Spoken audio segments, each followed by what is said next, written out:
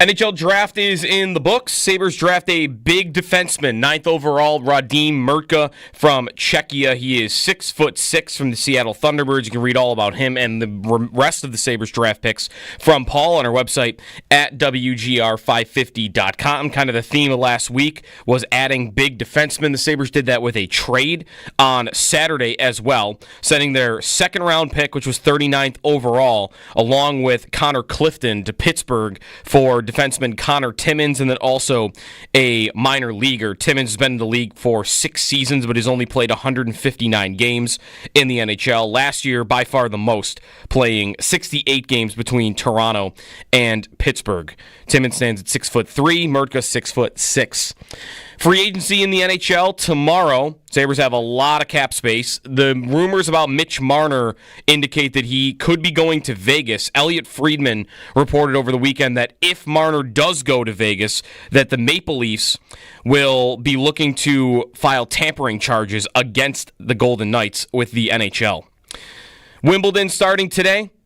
Matches actually get rolling right now and in the next couple of minutes. Jessie Pegula opens her tournament tomorrow morning in the first round of the women's singles tournament. That's your Paddock Chevrolet Sports Update. Paddock Chevrolet celebrating 90 years of being your hometown dealership.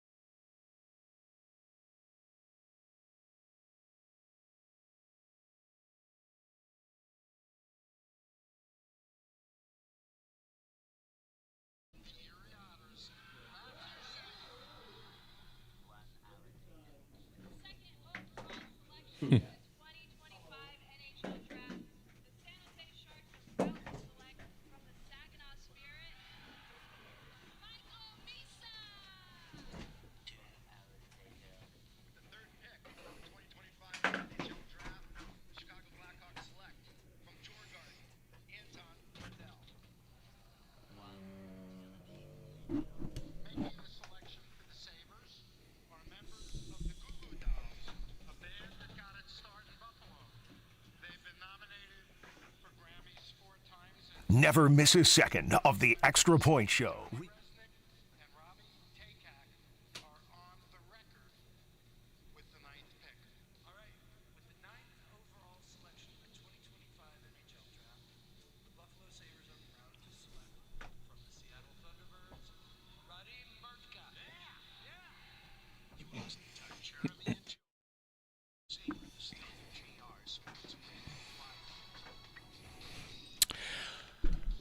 All right.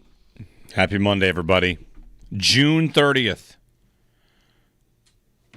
Jeremy and Joe. June 30th. Yeah, free agency, the frenzy begins tomorrow. Yeah, big frenzy. Can't wait. Gonna be a frenzy. There's gonna be frenzy here, though. Oh, we'll get. I'm choosing to be optimistic. We'll work ourselves into a frenzy. Yeah, that's right. Yeah, if there isn't a frenzy, we'll be in a frenzy. Yeah, we'll find a way. I noticed you got sunglasses on the hat again today. Oh yeah, I keep forgetting that. I think you should just make that the look. Yeah. Yeah, sunglasses. Your sunglasses on the hat guy. I wear sunglasses less than anybody else you know. I don't think to do it. He said coming into work twice in the last 2 shows he's been on with sunglasses on. Yeah. That's how unusual it is for me. Like, why would they be on my hat?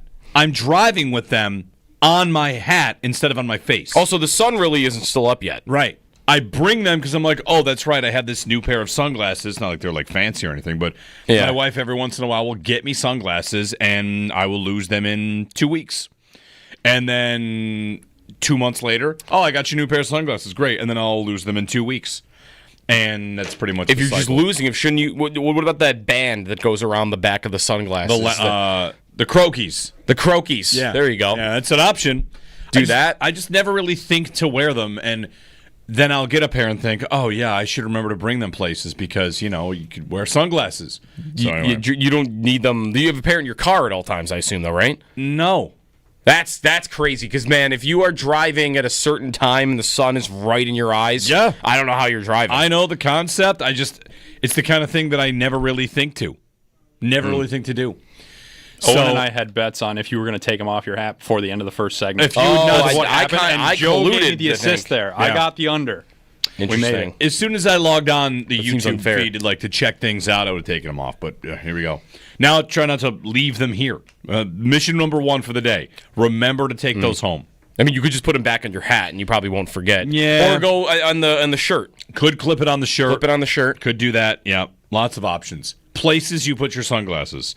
My truck has a little holster up there. Every once in a while, I'll think, did I put them up there? That seems like they should just always be up there. They're not. But if they're always up there, that means you take them off every time. You're saying so driving glasses. Yeah, when you get out of the car, you're going to put them there. What if you need sunglasses for the place you're going to be? You have a second set? Are there 2 pairs now? We're handing off from one sunglasses to the next? If I'm going somewhere where I'll be wearing sunglasses and I don't want to take the ones out of the car, I will just take different sunglasses, put them on, and I won't even touch the driving sunglasses. Like, they will just remain. Like, when 4th of July, when I go to the beach, I will wear sunglasses to drive, and I will not, I will leave the driving sunglasses up there. They will not move. So you're treating these driving sunglasses almost like it's a spare tire. Like, that belongs to the car. Yeah, that belongs to the car. That belongs to the car. All right. And there are times, though, where, like golf, although I usually don't like wearing sunglasses golfing, if I do want them, and that's the only option, then I will do it and just have to remember to put them back. Yeah. And, sure, there's a time or two where I click the whole thing. I forgot to put them back up there. And that's annoying. How many people have just car sunglasses? I think a lot of people. Yeah, you might be right. I think like a designated pair. Yeah. All right. Rather than just like a random, because then you might have a lot of times where you don't have one, like you're saying. Yeah, true. Well, good morning. It's Monday. Paul joins us at 8 o'clock. We'll talk about the Sabres and what they've done through the draft. I have ESPN's breakdown of their draft. We'll have some fun along the way as well because, we got to schedule fun. But lots to get to on the Sabres and also a funny blast from the past that I was... Well, let's put it this way. I heard Kevin Adams say something, and I thought, I've heard that before. And I went back and I found it quite easily from approximately 12 years ago. So, good times. Good times. The Sabres traded J.J. Peterka while I was away. I was playing 100 holes on Thursday and then took Friday off also. And Peterka got traded for a couple of players. I was not listening Thursday morning when you guys were talking about Peterka because I was out walking the 100. Yep. But I'd heard again and again and again that people were upset. People were really upset by this. Yeah. Because Peterka's a good young player, maybe one-dimensional, but whatever. A good player, a guy you draft and develop and you send away. It's the completion of the arc. Get drafted, get good, and go away. Yeah. He might have broke the record, though, for doing it the quickest that anybody's ever done it. Is there any concern on your part that this now shows the off-ramp for anybody that wants to do it? Because Peterka, there was a lot of, why should they do this for him? And yet they did it. They did it, and he didn't really have to put up much of a fight. No. Right? Like, one off season, agent floating rumors, gone. The more when I listened to Kevin Adams' press conference on Friday night, so after the first round, and he's being asked about the Peterka deal, and he's talking about how dealing with the agent and with Peterka, how they wanted to engage in contract talks and it just wasn't going to go there, which made it sound like they would never even talk. We're not talking dollars, we're not talking years. The more Adams talked about it, the more it just felt like to me he just didn't want to fight. He didn't have it in him to have a fight here with. He could have, right? Like any team could have, I'm going to fight for this guy. And the Sabres just decided, yeah, we'll go for the divorce instead. Yeah, and the idea that you can't get to contract talk is a little bit, it goes back to when the Bills tried for Antonio Brown. That's not going to happen. We're not going to do that, right? Your reputation, this is pre-Josh Allen. The pre-Josh Allen Bills, anybody signs here, it would be a bit of a shock. Oh, okay, this must be a second-tier guy. This must be when Mario signed, it was, of course, shocking for the entire NFL. Why would anybody go there? That's not a place you would ever want to play. And for Peterka, if you offer him, all right, call the agent. Hey, let's get on about a deal. We'd love to lock you up 7 years. Nah, I'm good. Your money's no good. My client doesn't want to play for you. Doesn't want to be there. And you might wonder if that's about market size. You might wonder if that's about competitiveness. But I guess the question I would ask is, as you're scouting these players, should you have seen that coming? Should you have known that about him? The personality is he wants to be somewhere that fill in the blank. He's from Munich. I want a big city kind of place. I mean, Munich. I've been in Munich. I don't know how. It's not exactly New York City, or I don't know what it is compared to Salt Lake, where he did sign. Salt Lake, where he signed, like, right away. Yeah. So something about there is something he wants and something he likes. Or it was truly about just it felt poisonous here to him. Yeah. Because I was having a tough time figuring out, okay, why did he really get dealt here? Because it's not about going to a big city. He didn't get traded to New York or Los Angeles. He went to it depends how you do it. If you go by like TV market size, I guess Salt Lake is bigger, but if you go by population, Salt Lake is smaller, whatever. He went to a comparable city. Yep. That actually, like, if you're a young hockey player and maybe you like to go out once in a while and have fun. A lot less of that. There's less of that. There's not a lot. There's less of that there. If you care about winning, big winning culture, I'm not saying that Utah isn't a more believable winner right now than the Sabres are. Their owner is making it seem like they're going in. Like they are going to try to be a great team. They have not done it yet, though. And if you go back to the Arizona days, they have not been that in a long, long, long time. So, sure, but more believable winner. He did not go to Tampa. He did not go to Carolina. He did not go to L.A. even. So, was it all about the winning? Because he didn't go to the biggest winner. Nope. He didn't go to the biggest city. So what was it? Was it the coach? Was it money? I guess Adams is kind of implying that it wasn't about money. So I don't really know, even sitting here right now, why did he actually get traded? What was his big problem with the team? Maybe Adams. Maybe it was Adams. Maybe ownership. Maybe it's Mike Greer leaves because he doesn't think the organization is committed to winning, kind of thing. That could be right. Is the Utah organization committed? I don't know. The sales pitch that owner gives right now is that they very much are. Yep. Right? He is putting millions into that arena, and he is going after big names in the trade market. And they did have 89 points last year, so they missed two, but they were better. So again, I do think it's more believable. But yeah, people were upset, and I don't know. It didn't make me feel, and I'm wondering if fans felt the same on Friday, any better that Adams kind of made it sound like he just wasn't ready. He just didn't want to. He did not want the fight. Right. He didn't want to go to the agent and the player who would have said, "Yeah, your money's no good here," and say, "All right, let's find out. Let's go. Let's go. Let's do this. Put the gloves on. We're going to go past July 1st because we've got 4 years of rights." Right. And instead, the Sabres acted like they didn't have any rights. That, you know, what's the point? What's the point of having all that leverage if you're just going to punt the first time it's 4th and 1? And, right, leverage. And if they just give a qualifying offer instead and Peterka's playing for peanuts, relatively, it gets to be November and you say, like, you ready to take $8 million yet? You ready to take $6 million yet? Whatever. Mm-hmm. Maybe he changes his tune. Maybe a year and a half into that, he changes his tune. I also don't think it helped when we got lots of reports about like what they could have had the next day, which all sounded like better things. Let's talk about that. There are then reports that they could have had Jordan Kyrou of the Blues or Marco Rossi of the Wild, and Noah Dobson was the other one. Noah Dobson of the Islanders, who did get moved, right? He did. He got moved, and then he signed for $9.5 million per year, which is. He's also something the Sabres could have definitely used. I'd seen him linked. Yep. These are not players I expect, the casual hockey fan. I mean, I would expect only the hardcore hockey fans to know these names, to be honest. And I wonder about the reports there, hey, the Sabres were also offered this and this and this and this. That might also just be the agent wrapping things up like, hey, the league thought a lot of my guy and would have offered these players that you've heard of and these players that you've heard of. I definitely believe that about...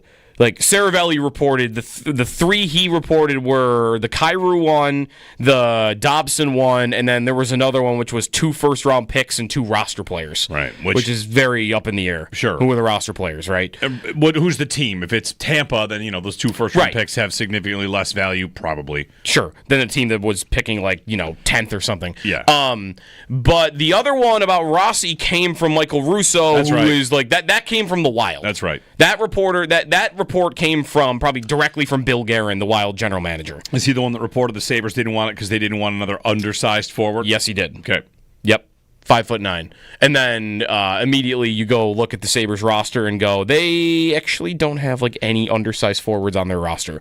Outside of Zach Benson. Zach Benson is like the one guy, and he plays like he's 6'2", doesn't he? Doesn't everybody always, give him lots of props for his compete level and winning battles? So like, okay, the one small guy is the one guy that actually battles. Yeah.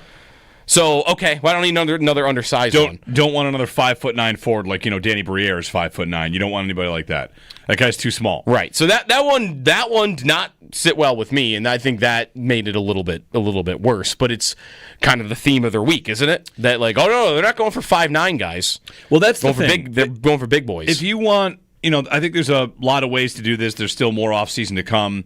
And I guess part of frustration with Adams might be I don't really know how I should be reading him or taking him because he's up there trying not to say anything. That's what GMs often do. Oh, we're in on everything. Oh, this and this. And you want to communicate with your fans, but also play poker a little bit. And I just don't know.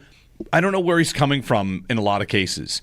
And one of them is when talking about Byram, in potentially trading him or whatever. Hey, I know one thing's certain. Like if he signs for 1 year or 2 years or 8 years, he's going to give us his best.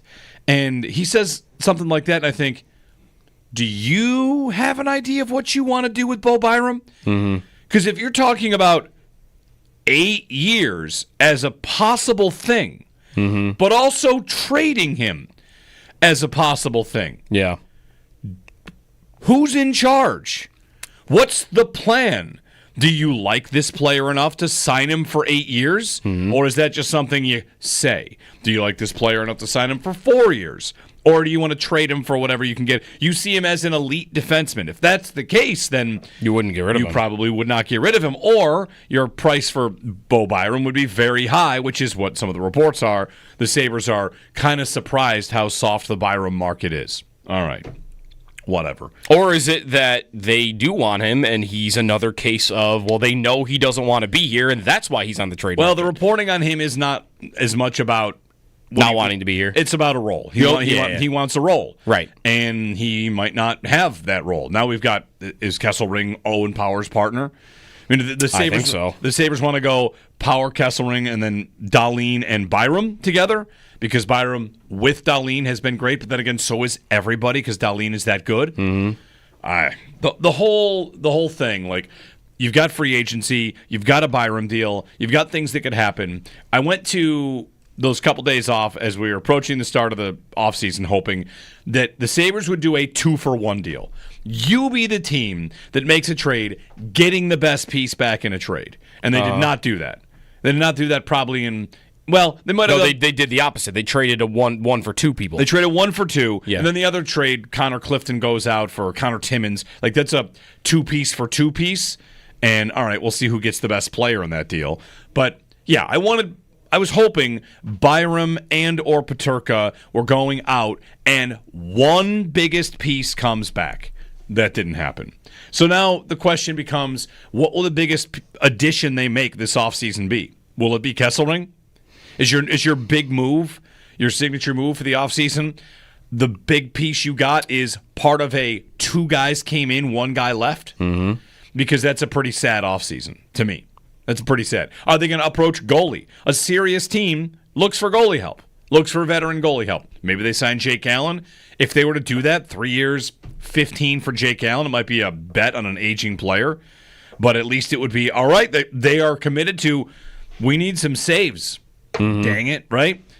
Yeah. But I don't know any of it. And I wrote this down, and whatever, it sounds harsh. It probably is harsh. As I'm watching their trades and watching their draft and watching what they're doing, I see players moved and players re-signed. That was a part of the Bills' offseason, right? The Bills had a relatively pedestrian offseason. The big part was signing their own guys that are good. Mm-hmm. So you'd point to, well, yeah, sure, here's the draft and here's free agency, but we also locked up 4 players we like a lot. All right, that's a busy offseason. That's a good job. I mean, the Sabres don't have extensions anybody's really happy about right now. Jack Quinn. Okay. Jack Quinn.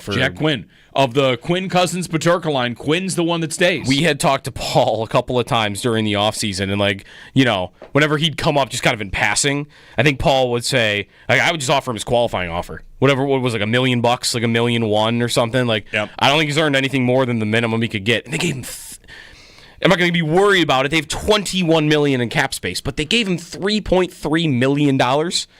Really? For what? That's looked good to them? Yeah. $3.3 million? I mean, didn't a lot of people have the same reaction when they saw that contract, which is they don't want to make it look like they're so far below the cap.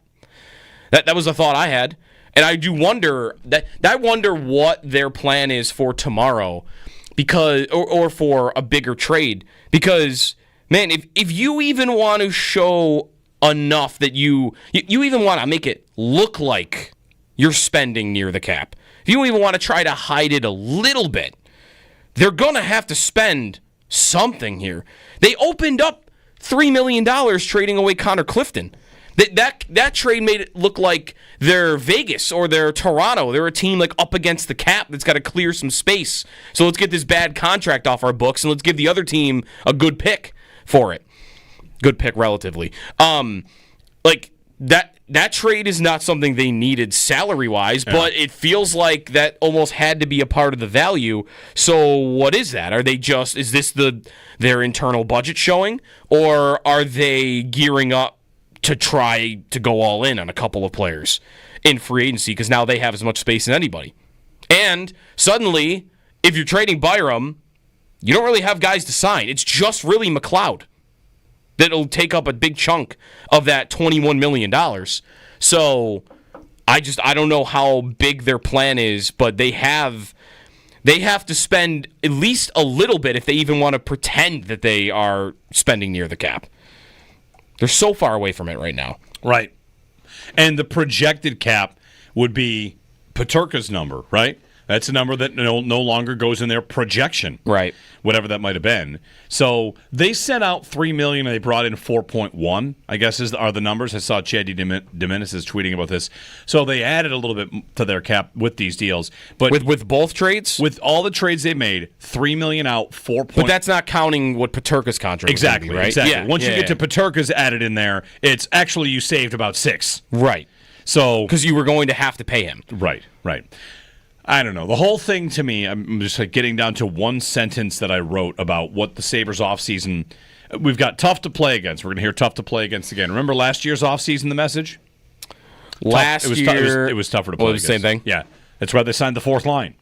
They revamped their fourth line because they needed to be tougher to play against. Which was Lafferty, Malenstein, and Obey-Kubel? Yep.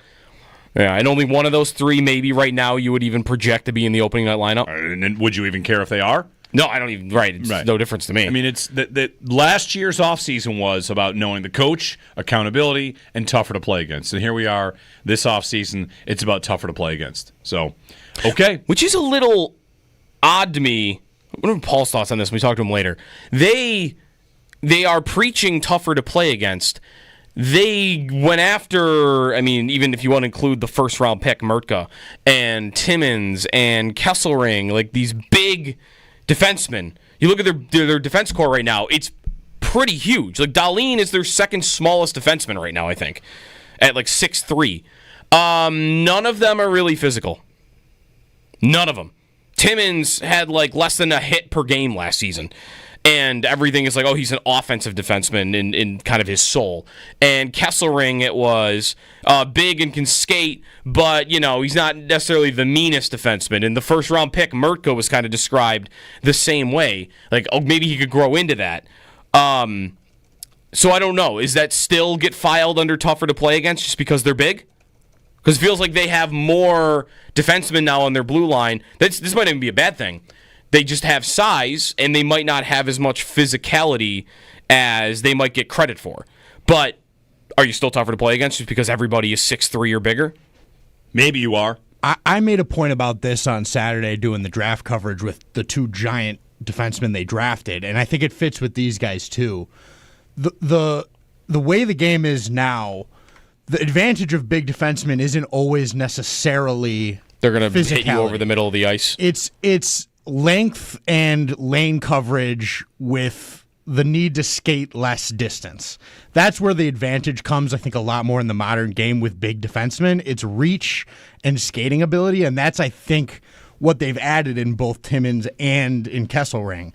The ability to get into lanes more effectively and kill plays that way rather than with their big frames, which they are adept at, but like you said, they're not great at it.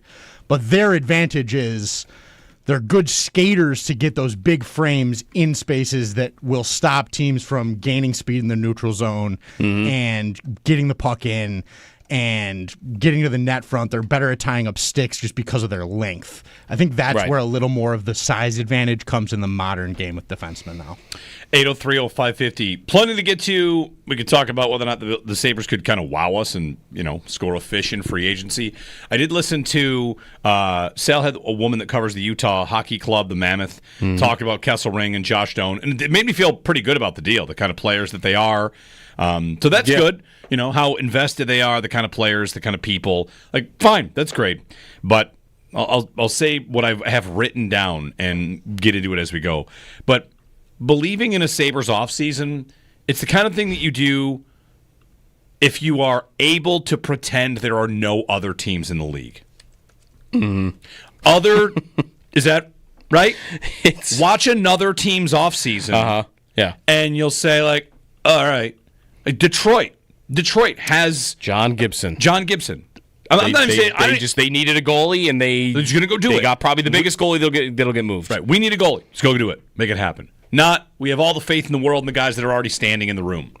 And a Sabres offseason is often about that. Hyper specific needs. Right shot defenseman. That's the ticket. You'd have analytics people tell you that Connor McDavid is worth 8 points in the standings, which I always thought was crazy.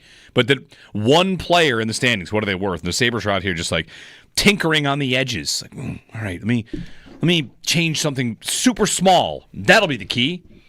I don't know. I feel like it's always small time.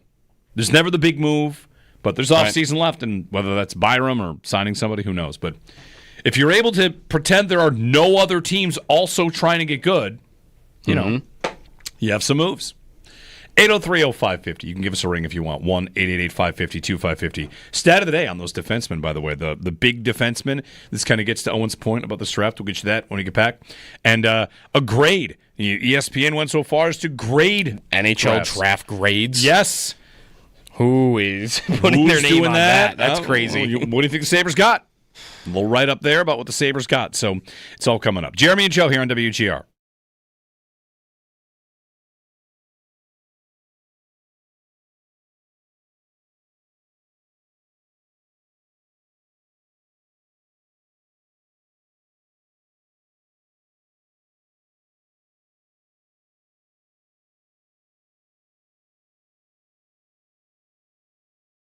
Jeremy White here for Z-Bart.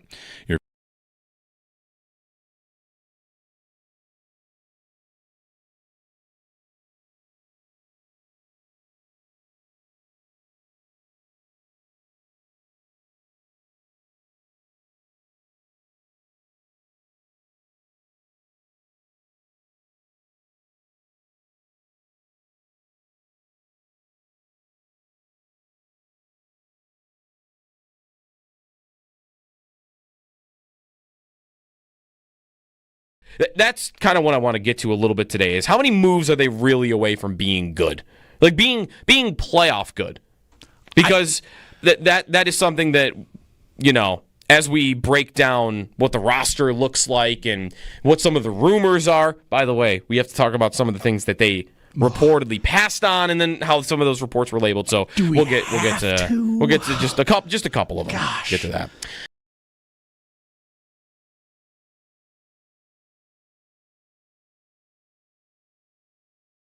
Peterka's a good young player, maybe one-dimensional, but whatever. A good player, a guy you draft and develop and you send away. It's the completion of the arc. Get drafted, get good, and go away. Yeah. Which he might have broke the record, though, for doing it the quickest that anybody's ever done it. Is there any concern on your part that this now shows the off-ramp for anybody that wants to do it? Because Peterka, there was a lot of, why should they do this for him? And yet they did it. They did it, and he didn't really have to put up much of a fight. No. Right? Like, one off season, agent floating rumors, gone. The more when I listened to Kevin Adams' press conference on Friday night, so after the first round, and he's being asked about the Peterka deal, and he's talking about how dealing with the agent and with Peterka, how they wanted to engage in contract talks and it just wasn't going to go there, which made it sound like they would never even talk. We're not talking dollars, we're not talking years. The more Adams talked about it, the more it just felt like to me he just didn't want to fight. He didn't have it in him to have a fight here with. He could have, right? Like any team could have, I'm going to fight for this guy.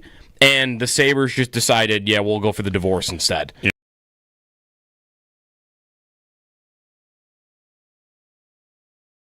Places you put your sunglasses. My truck has a little holster up there. Every once in a while I'll think, did I put them up there? That seems like they should just always be up there. They're not. But if they're always up there, that means you take them off every time. You're saying, so driving glasses. Yeah, when you get out of the car, you're going to put them there. What if you need sunglasses for the place you're going to be? You have a second set? Are there two pairs now? We're handing off from one sunglasses to the next? Usually, if I'm going somewhere where I'll be wearing sunglasses and I don't want to take the ones out of the car, I will just take different sunglasses, put them on, and I won't even touch the driving sunglasses. They will just remain. When 4th of July, when I go to the beach, I will wear sunglasses to drive, and I will not, I will leave the driving sunglasses up there. They will not move. So you're treating these driving sunglasses almost like it's a spare tire. That belongs to the car. Yeah, that belongs to the car. That belongs to the car, all right.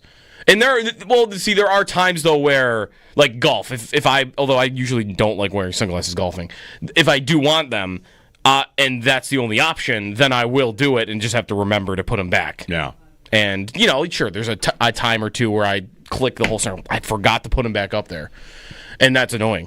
How many people have just car sunglasses? I think a lot of people. Yeah, you might be right. I think a designated pair. Yeah. All right. Rather than just a random, because then you might have a lot of times where you don't have one, like you're saying. Yeah, true.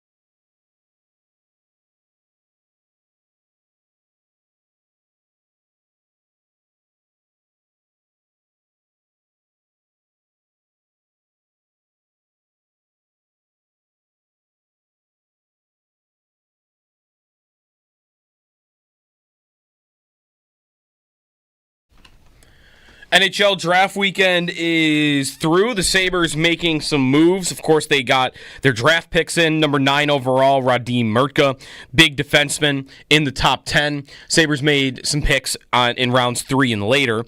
They did not have their second because they traded it along with Connor Clifton to Pittsburgh for defenseman Connor Timmins and a minor leaguer as well. Jack Quinn signed an extension this weekend. He was an RFA, 2 years, $3.3 million for Quinn. Free agency is tomorrow. The Sabres have right now $21 million in cap space. The only big RFA left to sign for them is Ryan McLeod. And Mitch Marner appears that he could be heading to Vegas. Elliot Friedman reports that the Leafs are planning to file tampering charges against the Golden Knights if Marner does end up going to Vegas. Wimbledon is underway. Match is already rolling this morning. Jessie Pegula will play her first match tomorrow morning. Those are your Paddock Chevrolet sports headlines. Paddock Chevrolet celebrating 90 years of being your hometown dealership.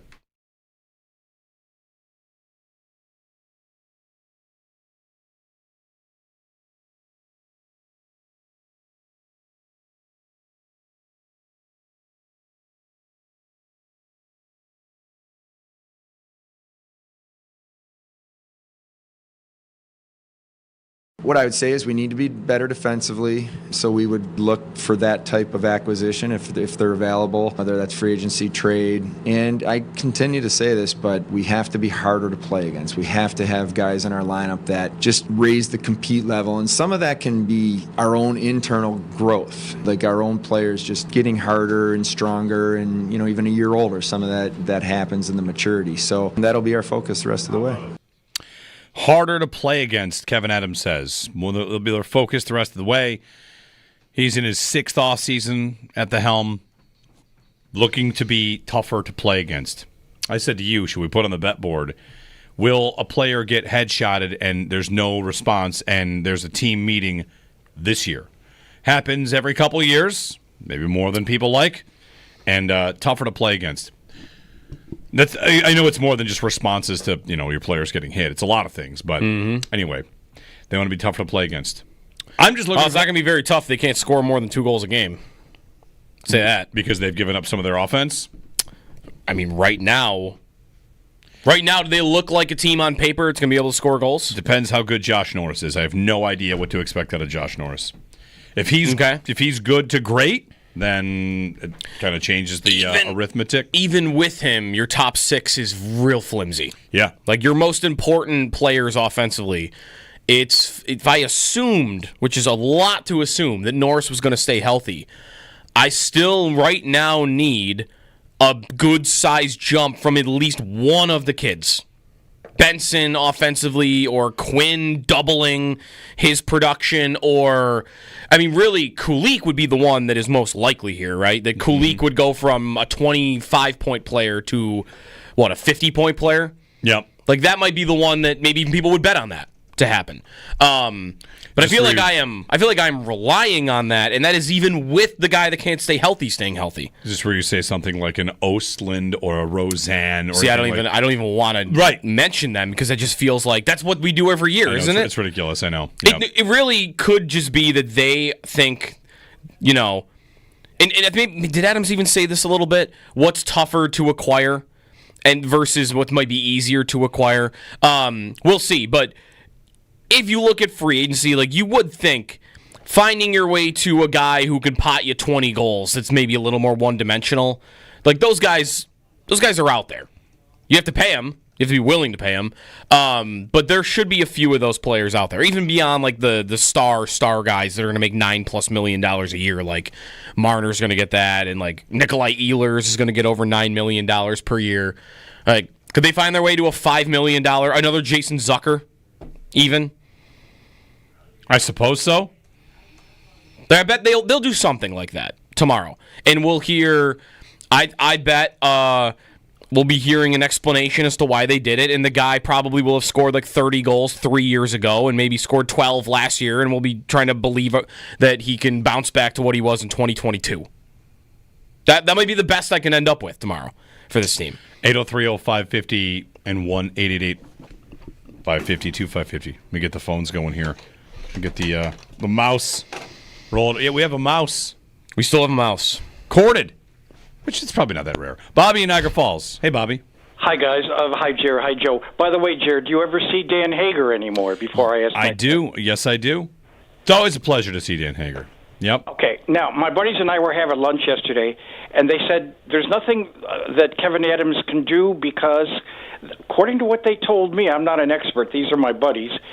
That nobody wants to come here anymore, so Kevin Adams' hands are tied. Is that true, or is that not true, or is there something that he still can do? And thanks very much. Well, it's likely in a lot of cases, guys that have choices likely don't want to. Mm-hmm. That's been the case for a long time. It might be in a spot where it's worse than it's been in years. Mm-hmm. I mean, I would contend that having the GM still here another year hurts them there. Maybe Yarmo helps them there. This is the life cycle of a hockey team that's supposed to go through changes. They're supposed to have maybe last year parted ways with the GM, and this is year 2 of a build. And there's no doubt that coming here and playing for this organization is something a lot of players would not view as something they'd like to do if they had choices. There's no doubt about it.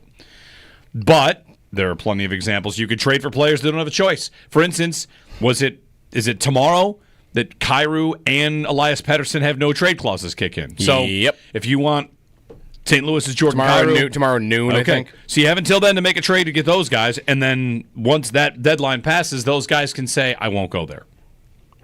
And probably will. Yeah. And probably will do that. Right. You could, the one way you can get guys to come to a place that they otherwise probably wouldn't in professional sports is money. Yeah, overpay them. And Adams, he just said more money doesn't make guys happy. Like right. He's already telling you we're not going to do that. Right. So their one avenue to maybe accomplish it, they've closed that door. They don't. Yeah. In a certain circumstance, really the two biggest circumstances maybe that they've done it are when they could do it on a one-year deal. When they don't have to tie themselves all long-term for it. Taylor Hall, Jason Zucker. Yeah. If it doesn't go well, here's a good contract, and if it doesn't go well, we'll send you somewhere. Right. And we'll give you $2-3 million more maybe than anybody else is going to. Do you think at last year's deadline they asked Zucker, do you want to go? What do you want to do? I'm sure they asked and him that. He thought, like, well, let's see if we can get something done here. Yeah. But if he had said, I want to go, they probably would have done it. Yeah, I'm pretty sure. They probably would have had a wink-wink agreement about that. They probably have a wink-wink agreement with almost anybody they sign in July with that. Even just straight-out handshake agreements. Like, listen, if we get there in February and we're not in the race and you want to go somewhere, we'll talk about it. Like, we'll make that happen. We're not going to keep you for the rest of the year, like, to play meaningless games. Like, if you have a shot to win a cup, we'll go give it to you. They not only do that, they'll trade you where you want to go in some cases, opposed to wanting to go to Florida. He got traded to Florida. Right. So I would expect something like that. Yeah. Thanks, Bobby. So there's no doubt that it's a reality. I owe you the stat of the day. You want that or you want something else first? No, go ahead. Yeah, stat of the day. So stat of the day. Stat of the day is powered by Empire Electric, your residential neighborhood electrician. Visit empireelectricians.com. Sabres drafted a bunch of big defensemen. Yep. Big 6'5", 6'6", 6'3". And this is kind of getting to the point about, you could look at your own team or you could look at the entire league. So did everybody. Everybody added big defensemen. Everybody. Not a single defenseman was drafted that was under 6 foot. Oh, not one. So disrespectful to the Tobias Enstroms and the Jacob Bryson, who's the best example of this. Torrey Krug. Can I go Torrey Krug? Torrey Krug weeps. I always liked Torrey Krug. Who's the best small Sabre defenseman? How big is Brian Campbell? He was over 6 foot, I think. I don't think so. You think he was under 6 foot? I think so. Torrey Krug, 5'9". Campbell, 5'10". Yep. Look at that. I felt pretty good about that. So not a single one got drafted under 6 feet tall. Nope. The biggest false narrative about them right now is that the Buffalo Sabres are little. Yeah, they're not. You could call them soft, and you could say, like, oh, they don't stick up for each other. But do not call them little. I think it was before the Timmins trade, so maybe this is after Kesselring. They were... Someone tweeted these numbers. They were the third biggest team in the league by height and the seventh biggest by weight. Like, oh, yeah, can't get another undersized player on that team. They're the third biggest team in the league by height. Third tallest, sixth heaviest. There we go. Yeah. It's a myth. They're not small. They might be soft, but even that, I feel like, is overstated sometimes. Trying to get tougher to play against. So free agency opens tomorrow. The Marner stuff is interesting. Tampering. You threaten Vegas with a tampering charge. Their answer is probably, sounds great. Who cares? But Toronto isn't even, Toronto is taking a bribe, aren't they? Do you see they might trade for the rights. They're going to trade for the rights and get a good player back so that they don't cause a headache. Isn't that Vegas openly bribing Toronto? Like, yes. Hey, we did cheat here. We're going to give you this second pair of defensemen so you don't call us out on it. That's a bribe. Yeah. Toronto doesn't look good in that, do they? Well, sure, if you can leverage it into a player. It feels it feels a little shady to me. Although Vegas, I can respect some of it though, right? Like Vegas is cold sometimes and they are shady, but I guess it's just a desire for the Sabres to just be a little bit more desperate to win. Like that team acts all the time. 803-0550, our phone number. If you're on hold, stick with us.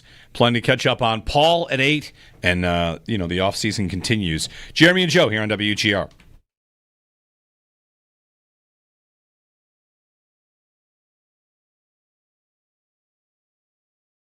Places you put your sunglasses.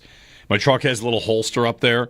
Every once in a while I'll think, did I put them up there? That seems like they should just always be up there. They're not. But if they're always up there, that means you take them off every time. You're saying, so driving glasses. Yeah, when you get out of the car, you're going to put them there. What if you need sunglasses for the place you're going to be? You have a second set? Are there 2 pairs now? We're handing off from one sunglasses to the next? If I'm going somewhere where I'll be wearing sunglasses and I don't want to take the ones out of the car, I will just take different sunglasses, put them on, and I won't even touch the driving sunglasses. Like, they will just remain. Like, when 4th of July, when I go to the beach, I will wear sunglasses to drive, and I will not, I will leave the driving sunglasses up there. They will not move. So you're treating these driving sunglasses almost like it's a spare tire. Like, that belongs to the car. Yeah, that belongs to the car. That belongs to the car, all right. And there are times, though, where, like golf, although I usually don't like wearing sunglasses golfing, if I do want them, and that's the only option, then I will do it and just have to remember to put them back. Yeah.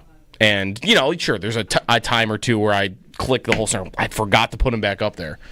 And that's annoying. How many people have just car sunglasses? I think a lot of people. Yeah, you might be right. I think like a designated pair.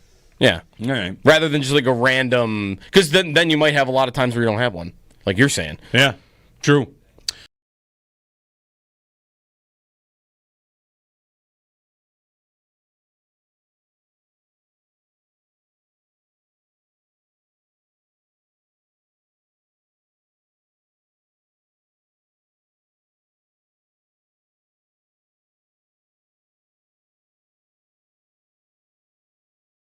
Peterka's a good young player, maybe one-dimensional, but whatever. A good player, a guy you draft and develop and you send away. It's the completion of the arc. Get drafted, get good, and go away. Yeah.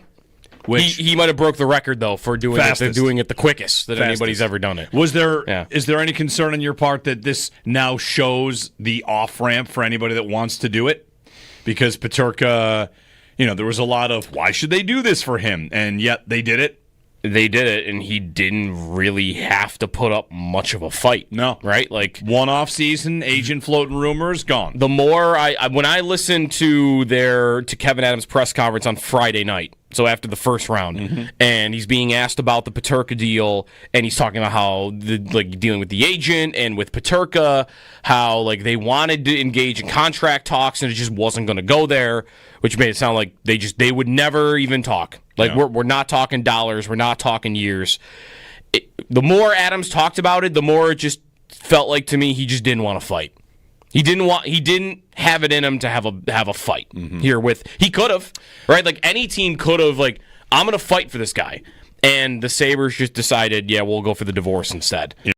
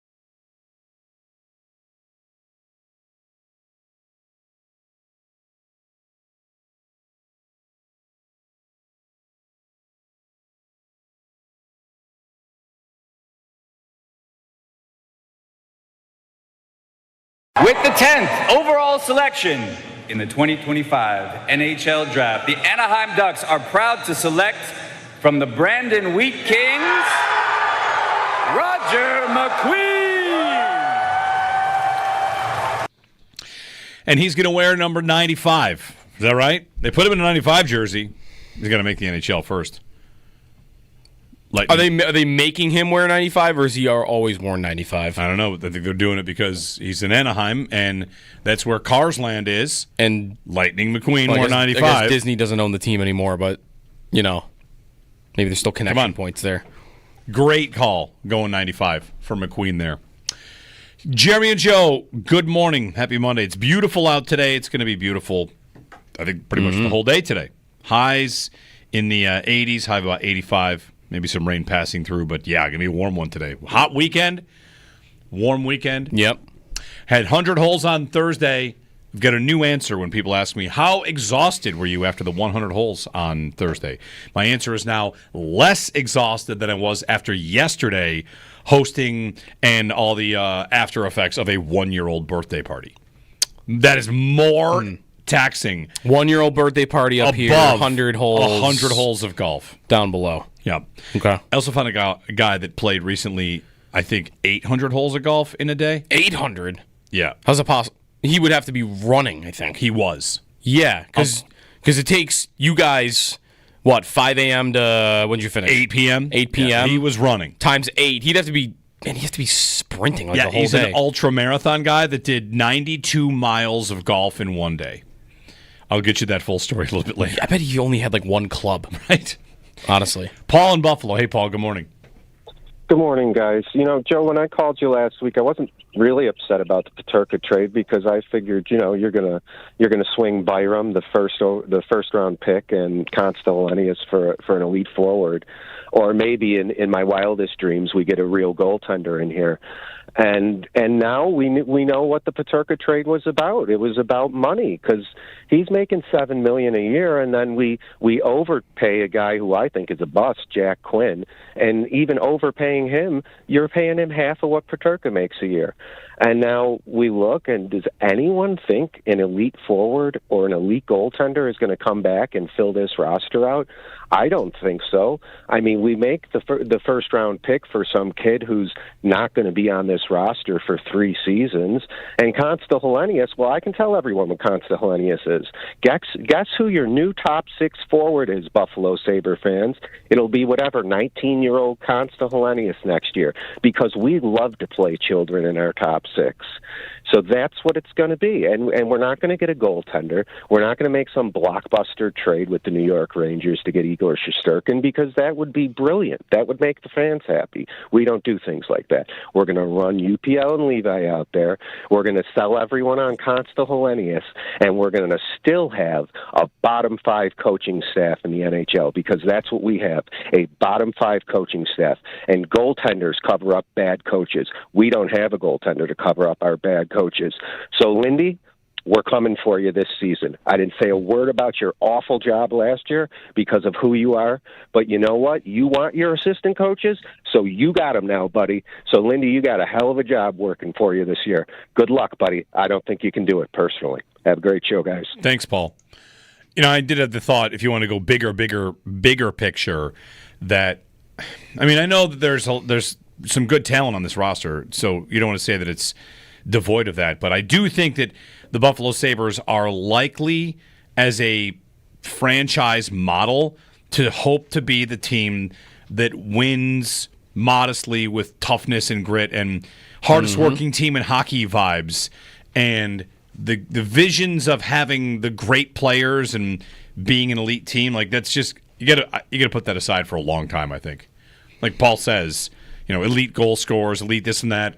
The Sabres made a trade for a guy like Michael Kesselring, and meanwhile, Mitch Marner is going to go to a team and put up 110 points for that team. And Mitch Marner is going to be pretty darn tough to play against, because he is tough to play against. It's always this idea of tough to play against. The Sabres have been saying it for a decade, more than a decade. In fact, we've got that for you. And they've tried it a lot. They've tried it a ton. Yeah. It's always tough to play against. Always. It's almost every blueprint they've had except for 14 years. Yeah, 05, 06. Well, no, I'm saying during the drought. Okay, sorry. Like the tank. Yep. And Granato. The start of Granato. Right. That's it. Everything else they've tried feels like it's something close to this. Some version of, blue-collar lunch pail. Right. Let's go trade for Steve Ott. Yeah. Yeah, I think that's because he's mean. That's the next era we're in for, which can win. You can make the playoffs like that. Plenty of teams do. And beyond that, I feel like we shouldn't even necessarily have those conversations for a while. 803-0550, 1-888-550-2550 to join us. Jeremy and Joe, Paul at 8, and more of your calls along the way as well. NHL offseason. We'll check in on plenty of other things going on in the world. What do I have here written in my notes? There was a 3-day wedding this weekend. I don't know anything about that. Yeah, there was a 3-day wedding. There was a 3-day wedding by the richest man in the the world, I believe. Okay, all right. There was one idea in there that I just wanted to wedding across. Idea of the day. Wedding returns. Idea of the day. That's exciting. I think it was on day 3. Yeah, day 3 of this 3-day. My idea is leave after day 1, and you let me know what happened on day 2 and day 3. Uh-huh. Jeremy and Joe on WGR.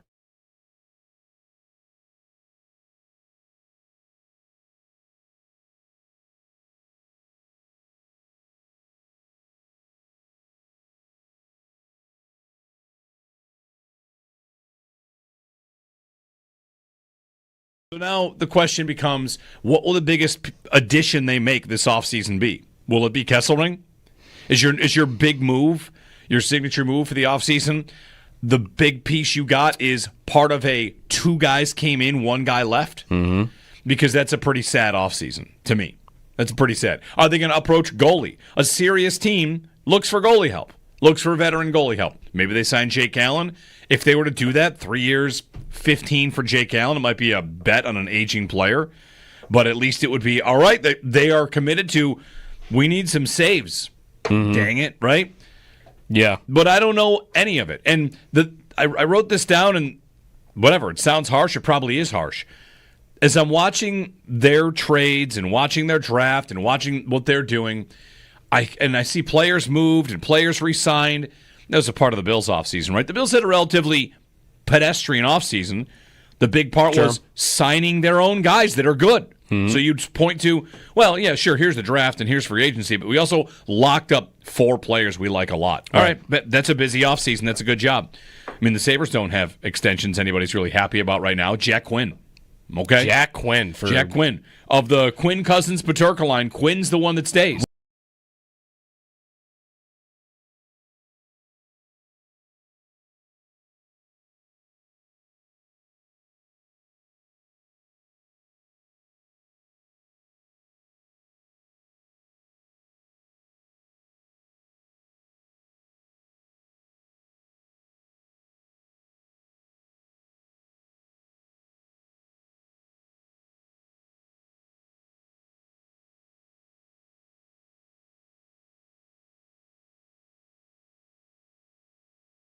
Peterka's a good young player, maybe one-dimensional, but whatever. A good player, a guy you draft and develop and you send away. It's the completion of the arc. Get drafted, get good, and go away. Yeah. Which he might have broke the record, though, for doing it the quickest that anybody's ever done it. Is there any concern on your part that this now shows the off-ramp for anybody that wants to do it? Because Peterka... there was a lot of, why should they do this for him? And yet they did it. They did it, and he didn't really have to put up much of a fight. No. Right? Like, one off season, agent floating rumors, gone. The more when I listened to Kevin Adams' press conference on Friday night, so after the first round, mm-hmm. and he's being asked about the Peterka deal, and he's talking about how dealing with the agent and with Peterka, how they wanted to engage in contract talks and it just wasn't going to go there, which made it sound like they would never even talk. We're not talking dollars, we're not talking years. The more Adams talked about it, the more it just felt like to me he just didn't want to fight. He didn't have it in him to have a fight mm-hmm. here with. He could have, right? Any team could have, I'm going to fight for this guy. And the Sabres just decided, yeah, we'll go for the divorce instead. Yeah.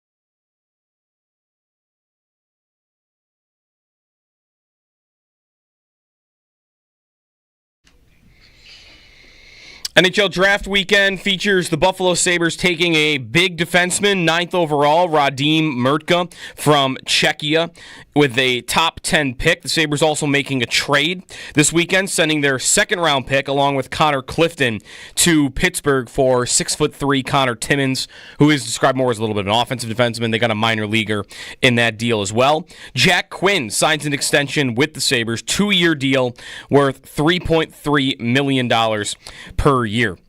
Ryan McLeod, the big RFA, left to sign on the Sabres roster along with Byram if he is not traded. There's a report this morning from Bob Stouffer in Edmonton that Columbus is a team that has shown interest in Bowen Byram.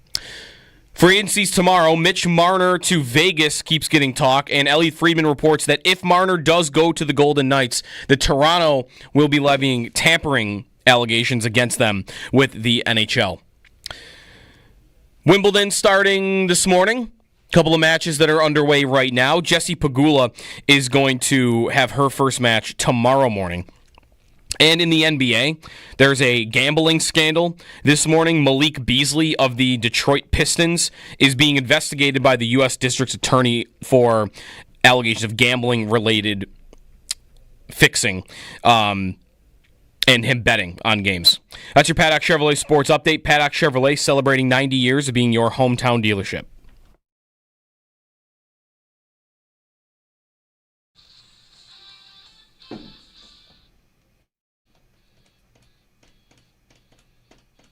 So I will bring my heart.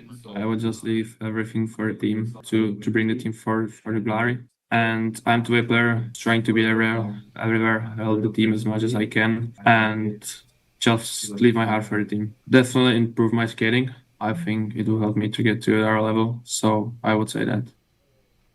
That's Sabres' first-round pick, Radim Mrtka. See him in a couple of years. Yeah, he was going a little bit viral for a minute there. For which reason? Because there was a picture circulating of him at the Sabres press table, like taking questions with the Sabre uniform and the jersey on, and he looked absolutely miserable at the table. But apparently that's just kind of him, I guess. Okay. I thought of Stephon Gilmore for this immediately. And then also Matt Beauvais tweeted out a picture from the Zoom call where he's smiling like ear to ear. So I think we're good. Did anyone else, I'm not going to do this other than tell you if you want to go ahead and search it, you could do that. Anyone else catch what is reported to be his nickname? I did. Okay. All right. Yes. Jeremy and Joe, 803-0550 is our phone number, and 1-888-550-2550. I went to a wedding this weekend, and trust me, that was the most conversation about him was, a nickname. But you can go find that for yourself if you want it. What's this wedding idea of the day, by the way? There was a 3-day Jeff Bezos wedding this weekend. All right. And day 3 was a full-on pajama party. Pajamas at weddings. Hey guys, instead of doing suits and let's get comfy. dresses, wear pajamas. Good, bad? Sure, fine. Fine? You wouldn't do it though.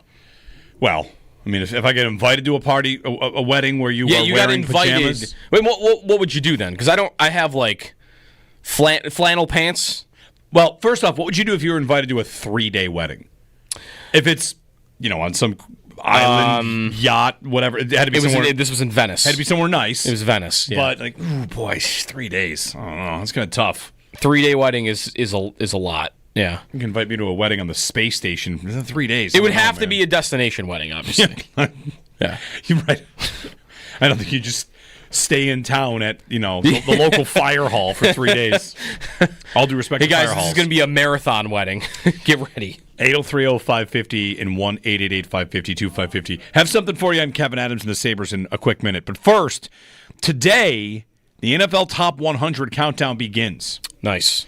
So I've got a piece up at NFL.com. I was reading about the contenders for the number 1 spot. That's, Of course, they start at 100 to 90.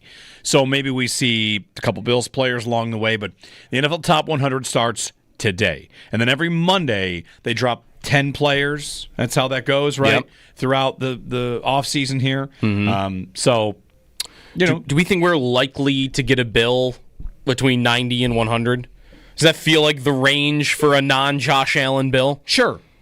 Pete Prisco did his rankings. He put Christian Benford and Deion Dawkins in that tier. Okay. And I think it's very possible you can get those three are the three most likely to make it.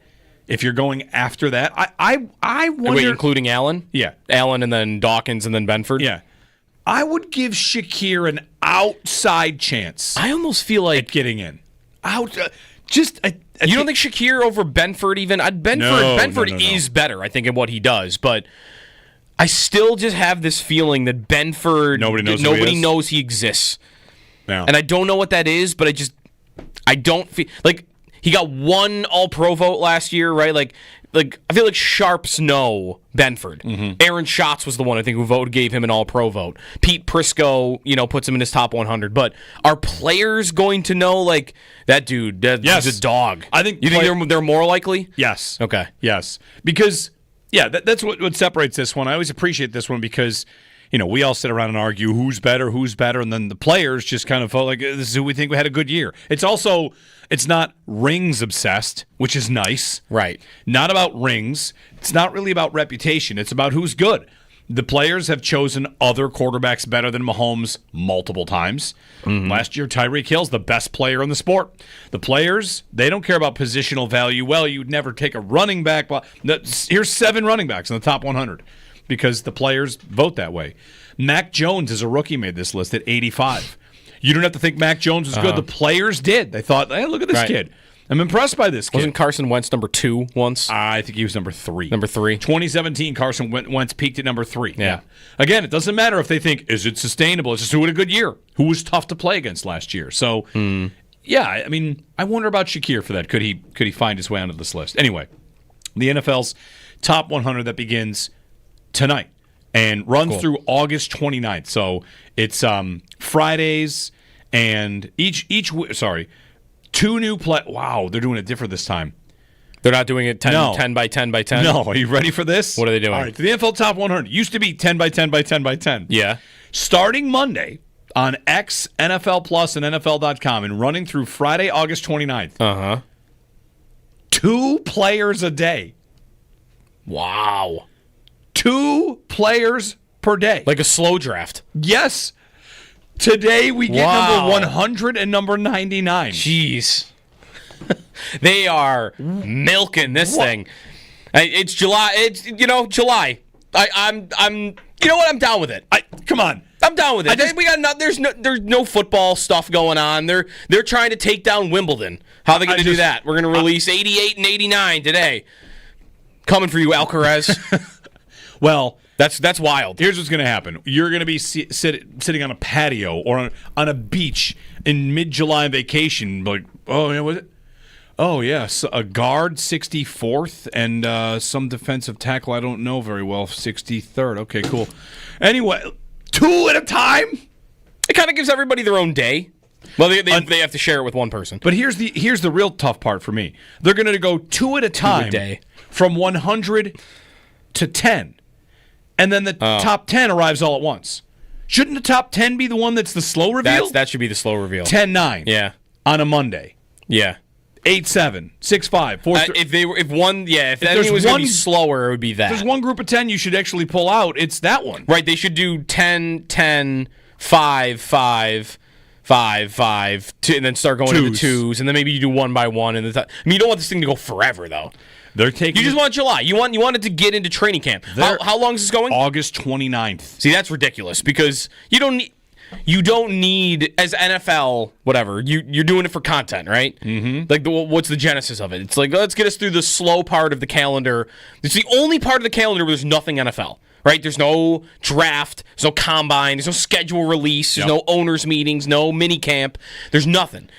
This is supposed to fill the void. Why are you going all the way to August 29th when we'll be well into training camp? We'll have preseason games. Right, there'll be other stuff to take over, and this will be just drifting along in the mid-30s. Yeah, that's a little too far. Maybe they should have done 5. 5 at a time. Yeah.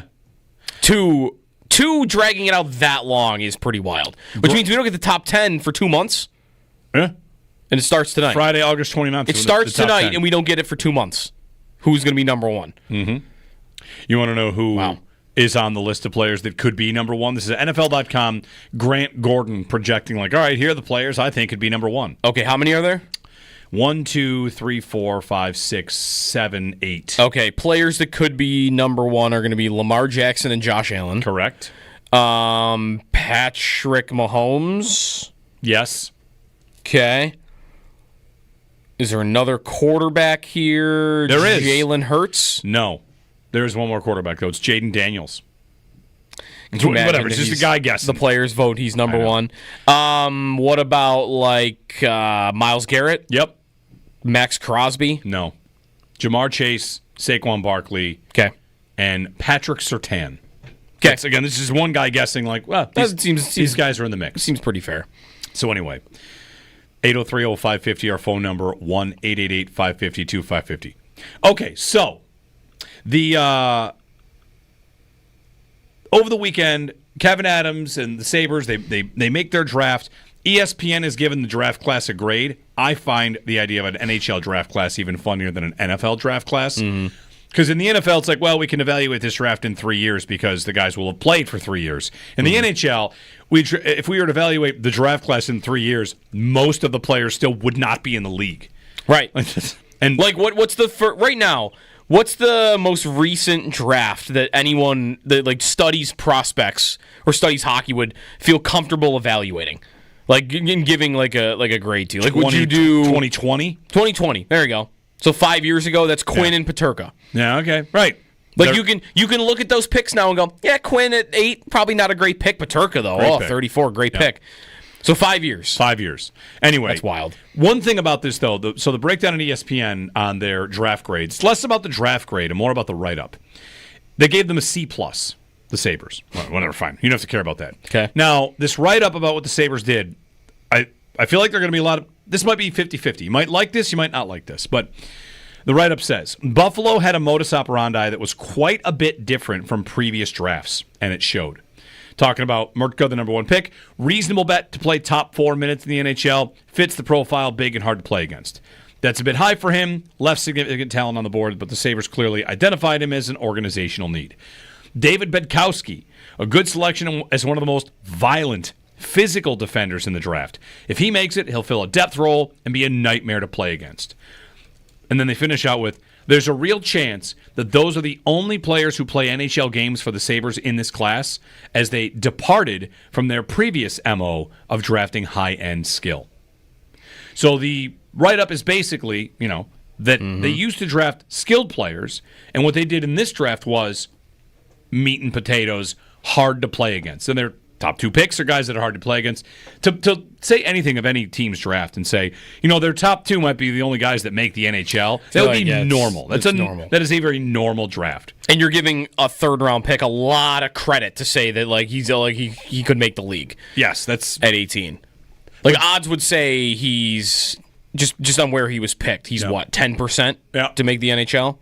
But when I heard Kevin Adams utter the phrase "tough to play against," I thought about another famous thing that happened in Bills history, which is, took the sails out of our wind.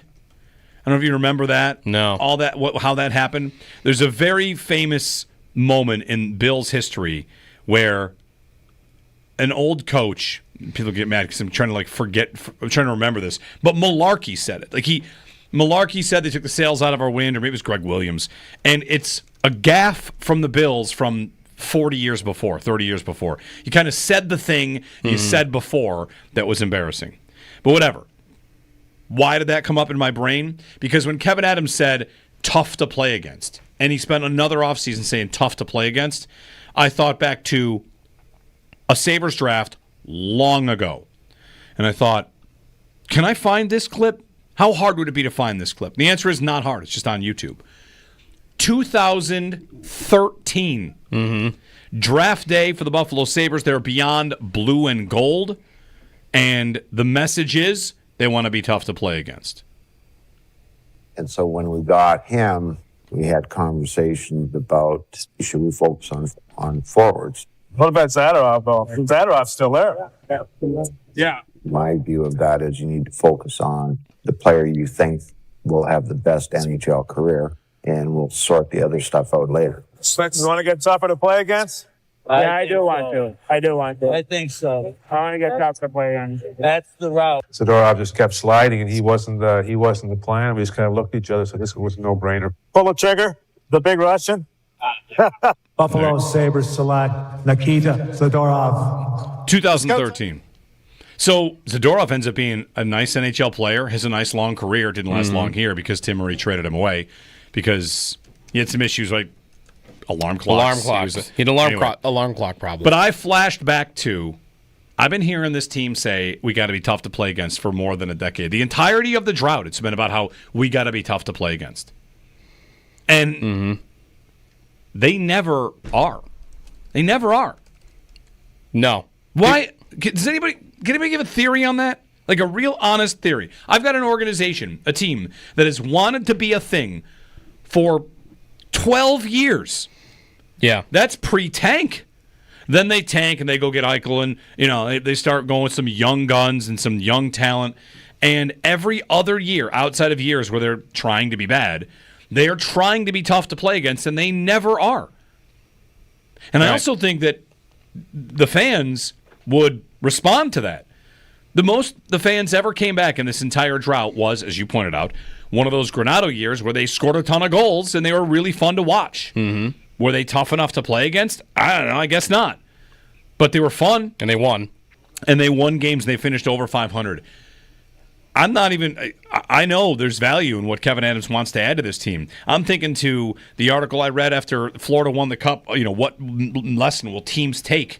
Will it be about the grit and the toughness and the physicality? Or will it be about, you need that from great players? Because that's what Florida has. Skill. They have skilled players that do all that. And that's going to be your ceiling for that kind of team. And there are going to be a lot of teams that chase the middle ground. And I think the Sabres are kind of in a spot where it's just like, we got to be tough to play against. It's the GM's 6th offseason. If this was something he wanted to do and he's still chasing it, forever ago, they've been chasing this the entire time that the Pagulas have owned the team. Tough to play against. 2025, we got to be tough to play against. Yeah. 2024 was the same message. Yeah. And they let their best player lay on the ice without his helmet off and did nothing about it. Right.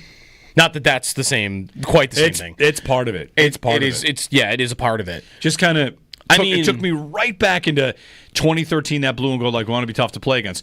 Remember, but you want to say like how it's related. What's that after? That's after Miller gets his head taken off. That's after those 2 draft picks, but also they trade Derek Roy for Steve Ott, and they signed John Scott, right? Because they just thought we got to be tougher, and that's kind of where it all started going south, right?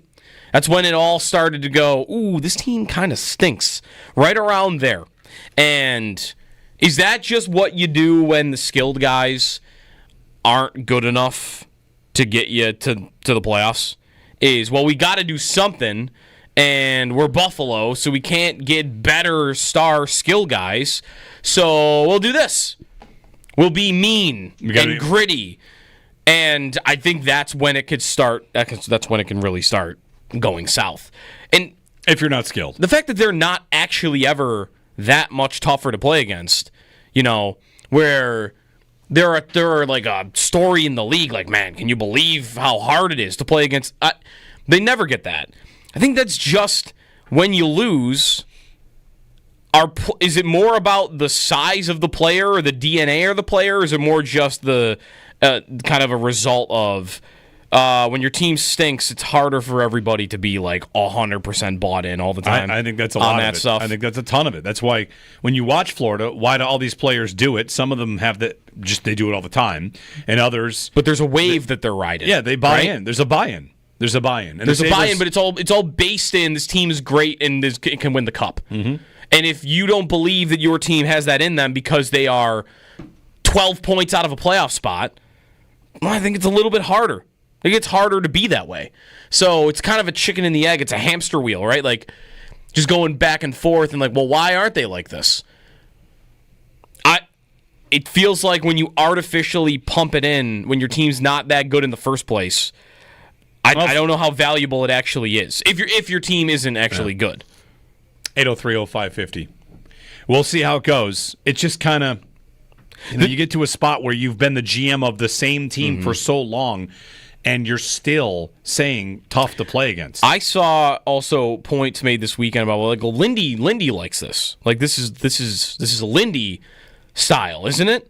Well, sure, Lindy in '99 maybe was like that, right? Around the best goalie in the world ever.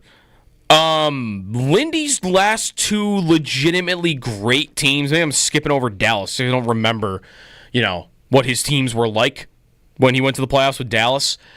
When he went to the playoffs more recently with New Jersey, what were they? Were they small and skilled? Yeah, they scored a led bunch. by Jack Hughes. What were the Sabres in 2007?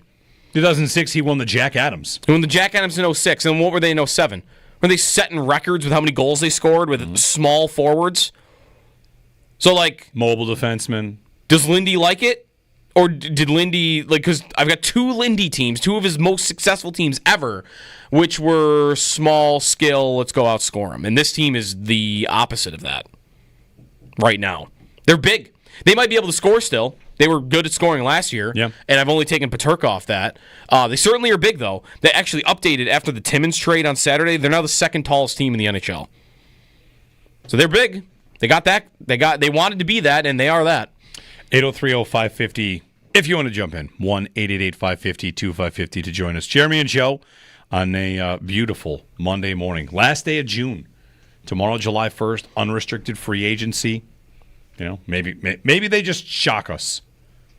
Maybe they blow us away. What would be the minimum for shock? They're not getting Marner. Honestly, yeah, a top 6 player would shock me. Like a legitimate top 6 player. Like if they sign Nikolai Ehlers tomorrow. Yes. That would be shocking. Yeah. Right? Yep. Okay. Brock Besser. That'd be shocking, right? Yes. There's only a couple of those guys. That they would get it done, that they would get that commitment. Yeah. Okay. Maybe surprise is the correct answer here, but John Tavares, Brad Marchand. That's got to be the end of the list. Like one of those 5. Yeah. Patrick Kane. Tavares signed. Thank you. That's right. Tavares signed. So he's off the list. Extended in Toronto. Yep. All right. 803-0550, 1-888-550-2550 to join us. Jeremy and Joe, more of your phone calls. Paul Hamilton, top of the hour here on WGR.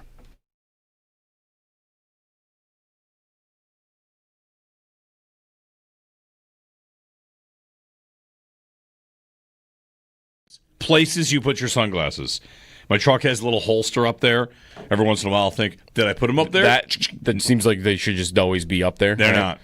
But if they're always up there, that means you take them off every time. You're saying, driving glasses. Jeremy, what here for? Yeah, when you get out of the car, you're going to put them there. What if you need sunglasses for the place you're going to be? You have a second set? Are there 2 pairs now? We're handing off from one sunglass Usually, to the next? if I'm going somewhere where I'll be wearing sunglasses and I don't want to take the ones out of the car, I will just take different sunglasses, put them on, and I won't even touch the driving sunglasses. Like they will just remain. Like when 4th of July, when I go to the beach, I will wear sunglasses to drive, and I will not I will leave the driving sunglasses up there. They will not move. So you're treating these driving sunglasses almost like it's a spare tire. Like that belongs to the car. Yeah, that belongs to the car. That belongs to the car. All right. And there are times though where like golf, although I usually don't like wearing sunglasses golfing, if I do want them, and that's the only option, then I will do it and just have to remember to put them back. Yeah. And sure, there's a time or two where I click the whole center. I forgot to put them back up there, and that's annoying. How many people have just car sunglasses? I think a lot of people. Yeah, you might be right. I think like a designated pair. Yeah. All right. Rather than just like a random, because then you might have a lot of times where you don't have one, like you're saying. Yeah, true.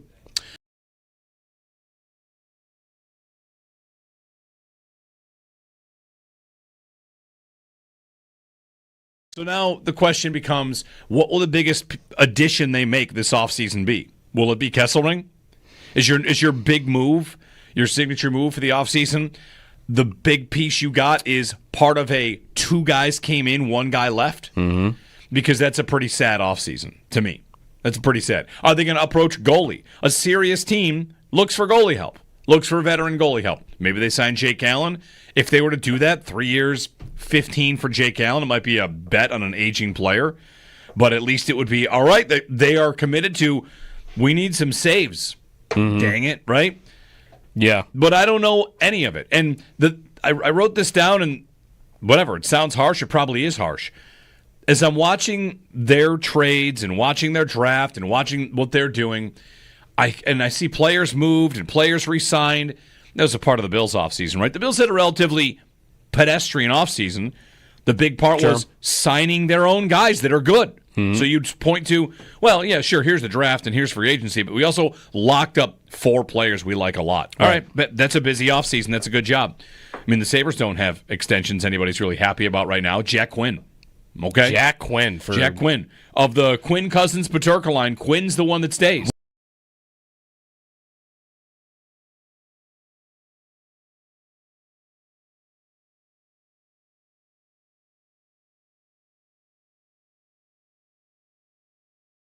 Places you put your sunglasses. My truck has a little holster up there. Every once in a while I'll think, did I put them up there? That seems like they should just always be up there. They're not. But if they're always up there, that means you take them off every time. You're saying, so driving glasses. Yeah, when you get out of the car, you're going to put them there. What if you need sunglasses for the place you're going to be? You have a second set? Are there 2 pairs now? We're handing off from one sunglass to the next? If I'm going somewhere where I'll be wearing sunglasses and I don't want to take the ones out of the car, I will just take different sunglasses, put them on, and I won't even touch the driving sunglasses. Like, they will just remain. Like, when 4th of July, when I go to the beach, I will wear sunglasses to drive, and I will not, I will leave the driving sunglasses up there. They will not move. So you're treating these driving sunglasses almost like it's a spare tire. Like, that belongs to the car. Yeah, that belongs to the car. That belongs to the car, all right. And there are times, though, where, like golf, although I usually don't like wearing sunglasses golfing, if I do want them, and that's the only option, then I will do it and just have to remember to put them back. Yeah. And, sure, there's a time or two where I click the whole thing. I forgot to put them back up there. And that's annoying. How many people have just car sunglasses? I think a lot of people. Yeah, you might be right. I think like a designated pair. Yeah. All right. Rather than just like a random, because then you might have a lot of times where you don't have one, like you're saying. Yeah, true.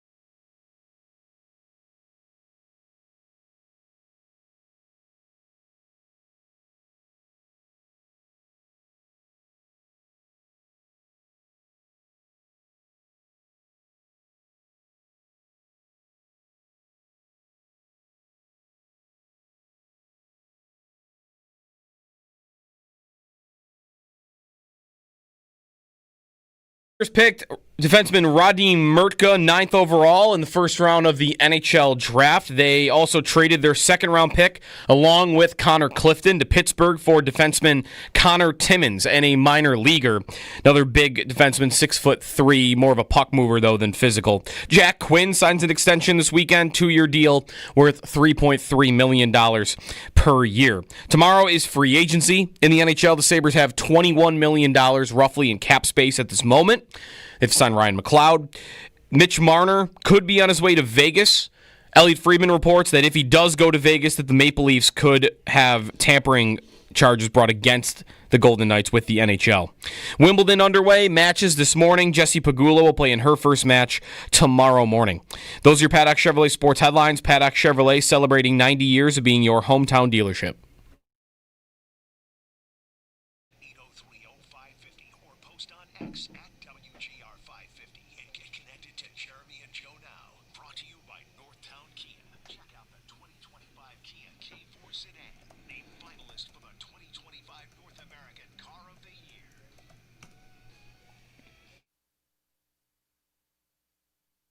I know past 14 years have been a lot of struggle, a lot of hard times. And I know the fans, a lot of the fans have stuck with it throughout that whole time period. And a team that's really looking forward to the future and just trying to, take steps forward. And it's a blue collar city. There's a lot of rich history within the city. I believe it was steel or those were the industries there. And so, like I said, a blue collar city, and I'm sure the fans will appreciate my game. Probably very similar to what it is in Owen Sound, a smaller market, going to draw from smaller cities out of town. And Sabres draft pick David Budkowski. Good morning, Jeremy and Joe. Happy Monday. Short week. 4th of July coming up, short week. 4th on a Friday. Good, right? All right, sure. Yeah. Why not? Not having to work the next morning. Busy week. Stay up for fireworks. So, quick recap of the weekend and a bunch of events that happened over the weekend locally. The Ride for Roswell had a chance to go out there on Friday for the Celebration of Hope. It was my first time ever going to the Celebration of Hope at Roswell, which is where they have a peloton of bikers ride from Roswell out to UB. And, man, what an event that was. Just to be there for that, it felt like an honor to be there. So many people, so many stories, and so much money raised by the Ride for Roswell. Really an incredible fundraising event we have locally. Anna Bonini up on stage are announcing the number, and just incredible. Had a chance to meet Mitch Flynn, who's basically the founder of the ride 30 years ago. He had some people riding for 30 years. The WGR team, $19,000 raised for the WGR team. Saw Bulldog over the weekend. He rode the 45. Just great time. So great event there. My 100 Holes of Golf on Thursday. Great time there as always. Great group of people raising money. You guys played in the 11-day. Yep, they ended at $1.6 million, I believe, raised, or maybe that number is still growing. Yep. So shout out to everybody just doing stuff, raising money, and if you can do it and have a good time in the process, and are you fully recovered by now? Yes. I am luckily feeling much, much better now. So it was a tough couple of days after. And Josh played twice. Josh played forward and goalie.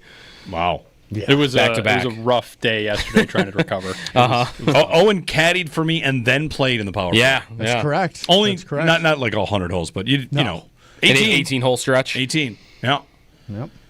Not bad. It was a great day. I was not sore the next day. I was fine. Yeah. We had great vibes for our 18. We did. We had a great time. You talked about the 18 where I defeated Nate Geary. Yeah. You beat Nate. I defeated one Nate Geary in a head-to-head match. Yeah. I remember that.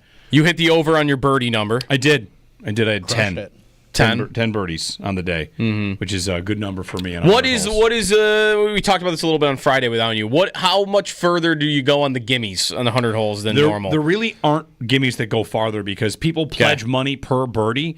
And you don't just estimate you owe me 20 grand now. So there really aren't gimmies of it's tap-ins are gimmies. Tap-ins are You had to gimmies. make your birdie putts, yeah. Okay, gotcha. Yep. All right. You did not. What if you had made that eagle? Would that have counted as 2? You had an eagle putt. We were watching it was being broadcast. That's right. There are pledges for eagles as well. Gotcha. Cool. And that would have been pretty sweet if I made that eagle putt. It was a long putt. I had a couple eagle looks, but whatever. Is what it is. Anyway, NHL offseason upon us. NFL going to the top 100 soon. 2 per day. 2 per day. That starts. Today, you really hope they get at least an interesting player in here, and it's not back-to-back right guards tonight, right? Yeah. Because they're going to want to make something of it, I think. But I'm trying to stretch the content out. So, free agency, it starts tomorrow? Yes. Okay. Is Kevin Adams what? Is he trying? That's my big question. I don't really expect that they're going to land anybody of significance. Are they going to try though? That's what I mean. NHL free agency begins on July 1st, the start of a period where, you can just sign guys. Right. And there are good names available. There are big names this year. The NHL has not gone to the thing that the NBA and the NFL have both gone to, which is the legal tampering period, right? You say Vegas and Toronto. Yeah, where there's talk of tampering, and these leagues, I should say, opened up these legal tampering windows. Yeah. Probably in large part to dissuade from awkward situations like one team wants to sue another team for tampering. Right. Hey, there's supposed to be a couple days they can talk anyway. So if Marner signs 1 minute after, noon on July 1st, tomorrow, noon. Yep. We're all going to say, well, they definitely talked to him before July 1st at noon. The season ends. Sure. And what are you supposed to do? Just not call these agents? So, all right. Free agency begins. There's back channel. Maybe Vegas goes further with it, though, than this is one of those where I don't even know what it is, but it's their unwritten rules amongst NHL teams where if you're going to back channel to the agent, fine. But don't have like the owner flies out for a secret meeting with the player. Like, remember the Dolphins with the boat meeting between Stephen Ross and Tom Brady? Like, don't do that.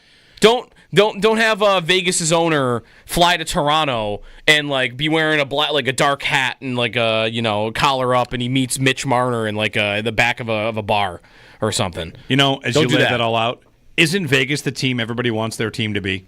Yes. They do anything to win. Yes. They will bend the rules. They will go as far as they can on the rules. They don't care about decorum. No. They're pretty cold with their own players, too. Yes. Remember they trade Marc-Andre Fleury, and he found out through Twitter, and they had a thing with Ottawa where they traded a guy and like Dadonov? Was that Dadonov. Something with his no trade list that like they knew he hadn't submitted an updated one, and they like went ahead and like used that as an advantage. So they're pretty cold and calculated. They're shrewd. They're shrewd is the word. They're for sure. shrewd about winning. Yeah, that's we right. are a hockey team in Las Vegas. We'll do what it takes, and we'll do things that we know other teams won't do. Whether that's exploiting long-term injured reserves, something else that they do all the time. A ton. Yesterday, I saw Alex Pietrangelo is expected to miss the entire regular season. Of course. And what does everybody think that means? Vegas is just going to put him on LTIR and take him to the postseason. Yep. 100%. Who knows if that actually happens, but that's what they do. It sounds like that Pietrangelo thing is a little more like career might be over. Really, it might be. But it's Vegas. But that's where they sign guys.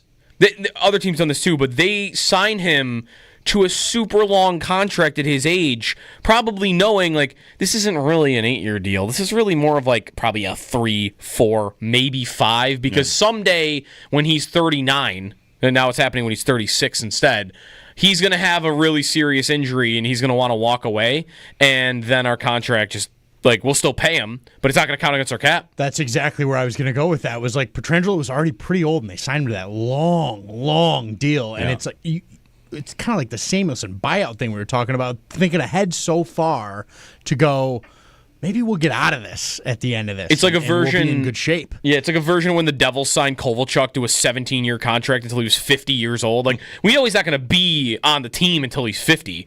So basically, we're paying him more.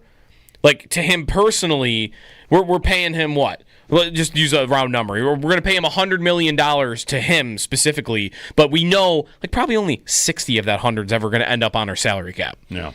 And that's how we're going to get away with it. And Vegas does stuff like that all the time. I did see the league, though, the league wants to crack down on that. See if they actually do. There's a new CBA coming out. They're going to make it so that when you go to the playoffs, you still have to be cap compliant. Like, you can't do now I'm $20 million over the cap day one of the playoffs. Like, no, you have to be cap compliant in the regular season. You have to be cap compliant in the playoffs. And they're getting rid of the paper stuff with the AHL moves. I don't know. They're changing stuff around a lot right now. But yes, every team wants to be Vegas, and they have their advantages too, right? They are Las Vegas, probably a pretty cool place to live. They have no taxes, right? So Florida gets that advantage. So do they. And they win. They win. And they've won since the day they showed up. So anyone that goes there would believe, I'm going to a team that's going to contend every single year. Because you don't know a world where the Vegas Golden Knights aren't contenders. They've literally been that every year they've existed. So they've got everything going for them right now. I bet everyone feels like they're going to get Marner. Yeah, I think so. And maybe they'll lose Eichel in a year, but whatever. They replace Eichel with a guy who's basically as good as him. 803-0550, our phone number, and 1-888-550-2550. Tomorrow, July 1st, was the last time they really stunned us on July 1st? Taylor Hall, right? But that wasn't on July 1st. That was when? July? No, it was November, right? Oh, October. Because it's a COVID year. It was a COVID year, and the NHL season ended in like August. Okay. So it was in the fall. Yeah, it's October. It was October? Yep. So it's kind of. Sure. Fair enough. That's not a July 1st. Was Okposo surprising when they signed him? No. He was the number one free agent. Because Stamkos never made it to market. And Okposo came here because that was a team with good young players. And like the idea was having a player like Eichel will bring you other players. And Okposo got a big deal and cited that as one of the reasons. So Okposo's a good answer here. But it wasn't like stunning when they did it? Like we were kind of like, all right, like no. It was not. It did not seem impossible that the Sabres could get a good player back then because we were talking about go get Stamkos. Then Stamkos didn't move. Right. And there were rumors, but Pierre McGuire's in my head once said, I think that like he thought he was going to end up going to Buffalo, or it was like between Buffalo and Toronto, and he never made it to market anyway, so it doesn't matter. Because before that, like that's kind of it, right? July 1st, as I'm growing up, a Sabre fan is almost always a dud. It's guys leaving. I mean, it's Briere, 07. It's Briere and Drury, and after that, it's Leno, Ehrhoff, Robin Regier. Well, that's a trade, right? Yeah. That's a trade. I remember Bulldog yelling about all they did was sign Rob Niedermeyer on July 1st or something. Sounds right. That's maybe when we were hoping more that they would actually do something, though, right? And they just never did until the 1 year. Was Ehrhoff July 1st? Ehrhoff, they traded for his rights. So maybe they signed him before July 1st? Maybe. They must have, because they had him before. The Islanders traded for Ehrhoff's rights, and then the Sabres traded for his rights. Islanders. And then they signed him. Okay. $4 million, 10 years, right? 10 years, $4 million per year? Was that yeah.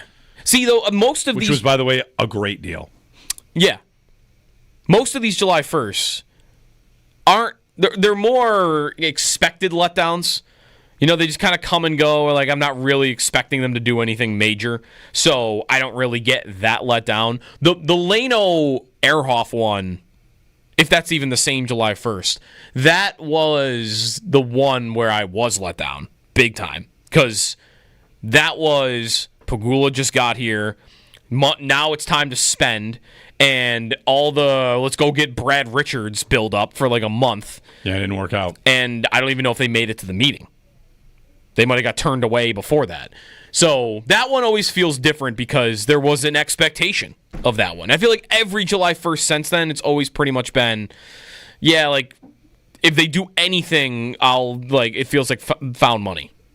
803-0550. Paul Hamilton coming up top of the hour to talk with us about the Sabres, their extension for Jack Quinn, the trade of Connor Clifton, the trade of Peterka, the draft as well, recapping what the Sabres did for the weekend. Also, development camp is on the way. So that starts this week. Pretty quick. Yeah, right away, right to it. Today there's a practice. No, I'm sorry. Yeah, Harbor Center. Practice today, 1:30. Cool. Jeremy and Joe, good morning. Happy Monday. Happy last day of June into July. And, we count 10 Sundays. I saw that. 10 Sundays away from Bills Ravens. From the first Sunday of the year in the NFL? It approaches. You can give us a ring if you want here on WGR.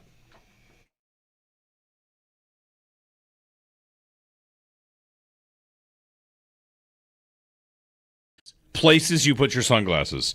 My truck has a little holster up there. Every once in a while I'll think, did I put them up there? That seems like they should just always be up there. They're not. But if they're always up there, that means you take them off every time. You're saying, so driving glasses. Yeah, when you get out of the car, you're going to put them there. What if you need sunglasses for the place you're going to be? You have a second set? Are there two pairs now? We're handing off from one sunglasses to the next? Usually, if I'm going somewhere where I'll be wearing sunglasses and I don't want to take the ones out of the car, I will just take different sunglasses, put them on, and I won't even touch the driving sunglasses. Like, they will just remain. Like, 4th of July, when I go to the beach, I will wear sunglasses to drive, and I will not, I will leave the driving sunglasses up there. They will not move. So you're treating these driving sunglasses almost like it's a spare tire. Like, that belongs to the car. Yeah, that belongs to the car. That belongs to the car, all right.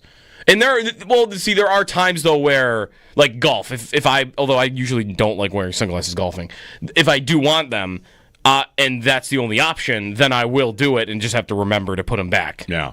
And, sure, there's a time or two where I click the whole song. I forgot to put him back up there. And that's annoying. How many people have just car sunglasses? I think a lot of people. Yeah, you might be right. I think like a designated pair. Yeah. All right. Rather than just like a random... Because then you might have a lot of times where you don't have one, like you're saying. Yeah, true.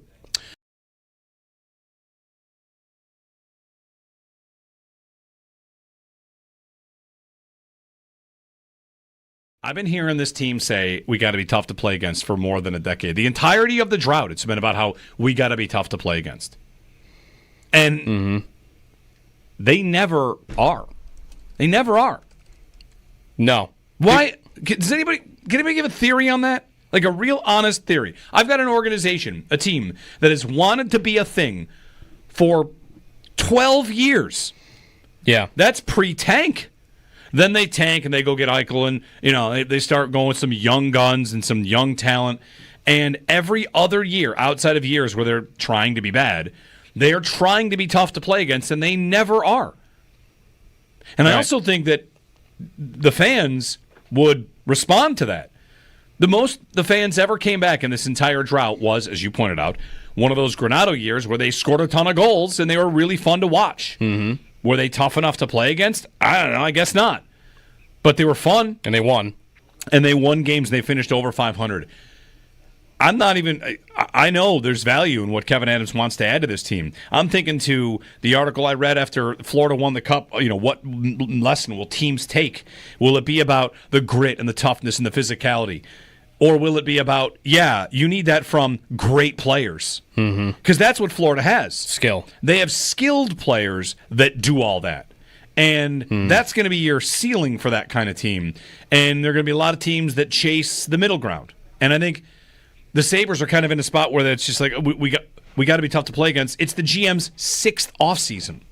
If this was something he wanted to do and he's still chasing it, forever ago, they've been chasing this the entire time that the Pagulas have owned the team. Tough to play against. 2025, we got to be tough to play against. Yeah. 2024 was the same message. Yeah. And they let their best player lay on the ice without his helmet off and did nothing about it. Right. Not that that's quite the same thing. It's part of it. It is a part of it.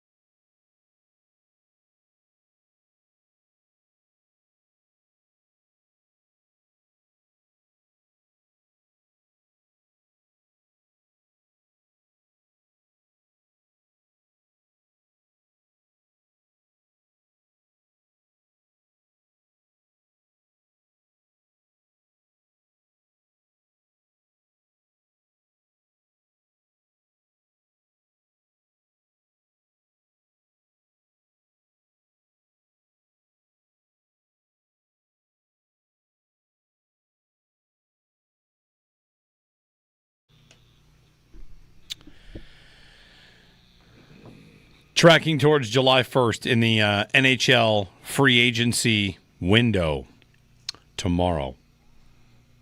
Sabres add Brad Marchand. That'd be a shock for you. Ooh. $10 million a year. There is sticker shock I'm seeing already with some of these moves. Doesn't he openly hate it here, though? He openly hates this place, like he said a couple times along the way. Yeah, I mean, Toronto's talking about getting him, and he hates the Leafs. And has openly talked about hating the Leafs. Yeah. So, he said he hated the Panthers before. True. So, yeah, he could. No, he's not. He's not, though. Him in Florida, I bet, re-up. Yeah. That'd be my guess. So, quick fashion question for you. Did the 100 holes on Thursday. Okay. Played with Nate. Nate wears the hats that have the big, huge letters on it. I have to discuss this because a guy saw a picture of us playing Steve, and he wanted me to talk about this on the show, the big letter hats. Yeah. Huge letters on the hats. And I said, all right, fine, I'll do it if you make a donation. Then he did. So here he is. Steve bought this segment with a donation to the 100 holes. You have a feeling on it? You have a thought on it? The huge letter hats. I've got a couple Encore.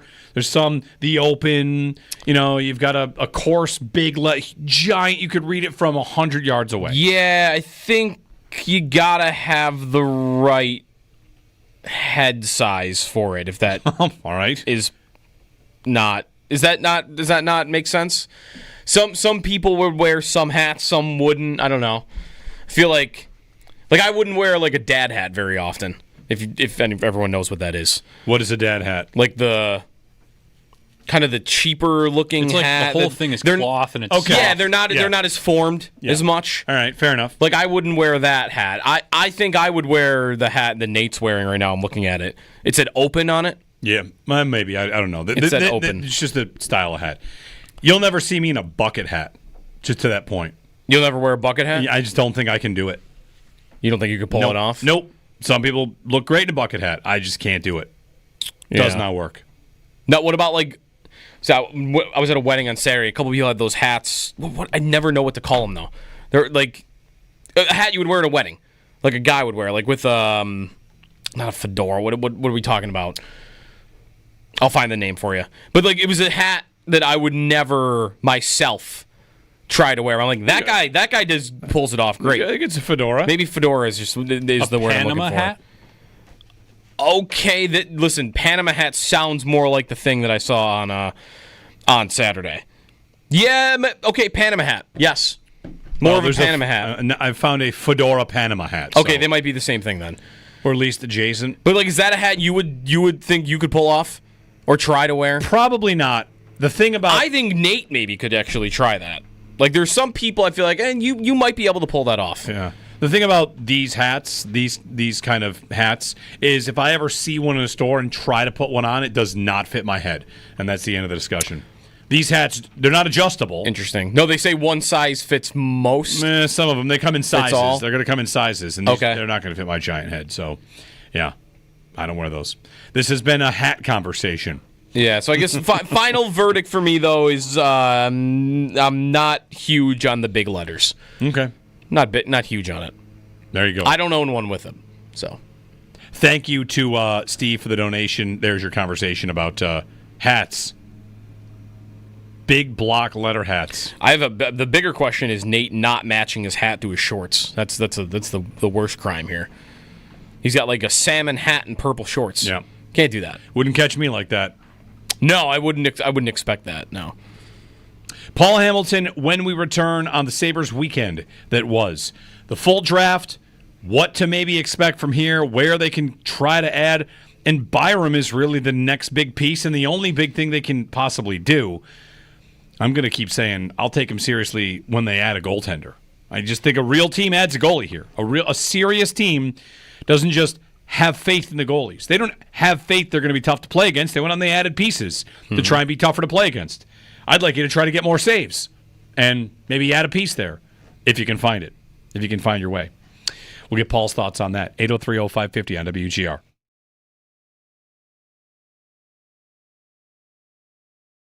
Today, the NFL Top 100 countdown begins. Nice. So I've got a piece up at NFL.com. I was reading about the contenders for the number one spot. That's, Of course, they start at 100 to 90. So maybe we see a couple Bills players along the way, but the NFL Top 100 starts today. And then every Monday, they drop 10 players. That's how that goes, right? Yep. Throughout the offseason here. Do we think we're likely to get a Bill between 90 and 100? Does that feel like the range for a non-Josh Allen Bill? Sure. Pete Prisco did his rankings. He put Christian Benford and Deion Dawkins in that tier. Okay. And I think it's very possible you can get those three are the three most likely to make it.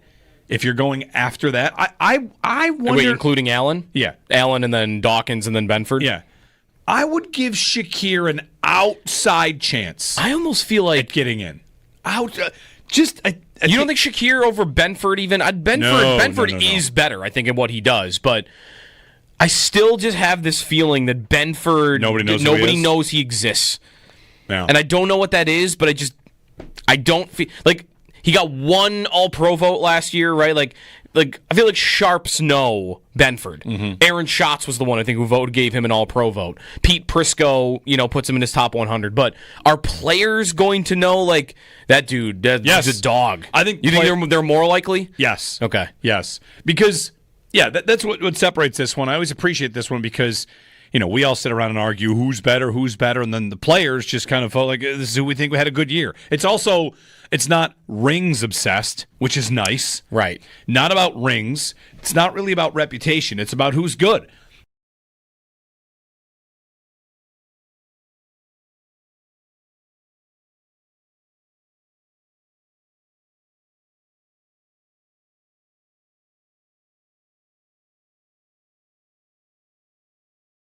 I've been hearing this team say we got to be tough to play against for more than a decade. The entirety of the drought, it's been about how we got to be tough to play against.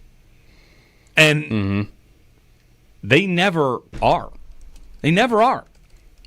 No. Why? Can anybody give a theory on that? Like a real honest theory. I've got an organization, a team, that has wanted to be a thing for 12 years. Yeah. That's pre-tank. Then they tank and they go get Eichel and, they start going with some young guns and some young talent. And every other year, outside of years where they're trying to be bad, they are trying to be tough to play against, and they never are. And I also think that the fans would respond to that. The most the fans ever came back in this entire drought was, as you pointed out, one of those Granato years where they scored a ton of goals and they were really fun to watch. Mm-hmm. Were they tough enough to play against? I don't know. I guess not. But they were fun. And they won. And they won games and they finished over 500. I'm not even – I know there's value in what Kevin Adams wants to add to this team. I'm thinking to the article I read after Florida won the Cup, what lesson will teams take? Will it be about the grit and the toughness and the physicality?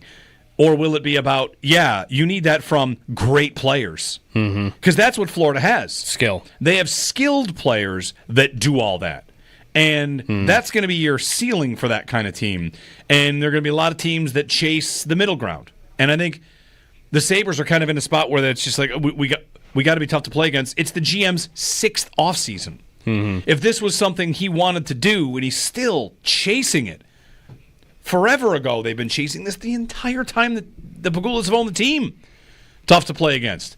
2025, we got to be tough to play against. Yeah. 2024 was the same message. Yeah.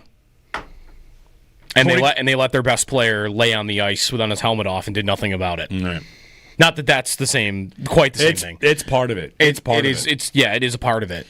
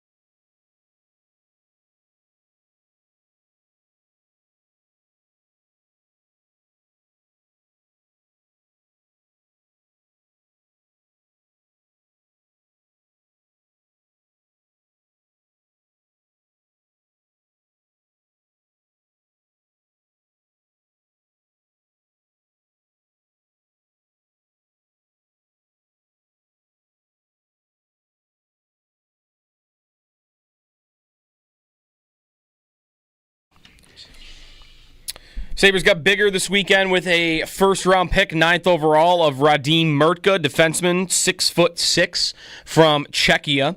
Sabres also made a trade over the weekend, sending Connor Clifton and a second-round pick to Pittsburgh for 6'3" defenseman Connor Timmins, who was described a little more as an offensive defenseman. They also got a minor leaguer in the trade as well.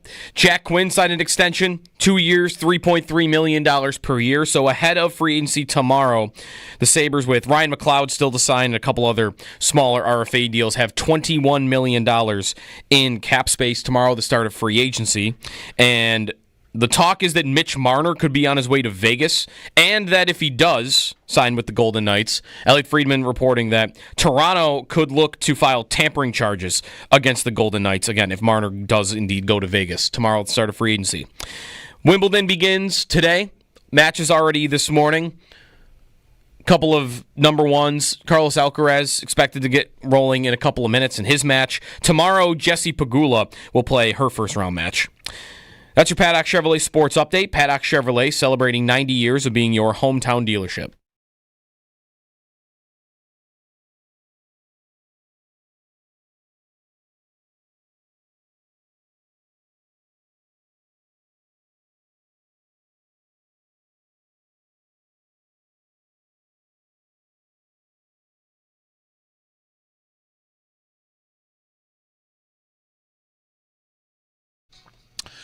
Mr. Paul Hamilton, his appearance brought to you by Raylax Honda. We're going to recap the Sabres weekend that was.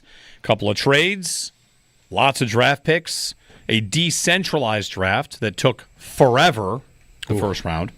Forever. Paul, good morning. Good morning. How are you? All right. How'd you like the decentralized draft? Oh, it's awful. that might have been the worst television I have ever seen in my life. And I'm not exaggerating. That ESPN should be as embarrassed could be, and the NHL. That was horrendous. The second day was much better. I thought the NHL Network did a much better job, but that first day was an utter embarrassment. For people that weren't tuned in, what about it was so bad? Well, they're trying to do interviews because, of course, the GMs and everything aren't there, so they bring the pick over to do it. Some of them worked, some of them didn't, and you see these GMs with a deer in headlights just looking like, well, are we going to talk or aren't we going to talk? Or, you know, and they just such goofy, we really liked you. Hi, how are ya? It's like, stop. I mean, it was just, everything was just so forced and fake, and I don't think the analysis was good at all. I mean, nobody was really talking about, I don't think they knew the players that well, quite honestly. Whereas in the past, I think they had analysts on there who did know the players that are being drafted and the needs of teams and that type of thing, and it just wasn't there at all. Yeah. No one on the panel was like a dedicated prospect person. No. Where's Mel Kiper, is what you're saying? That would be funny.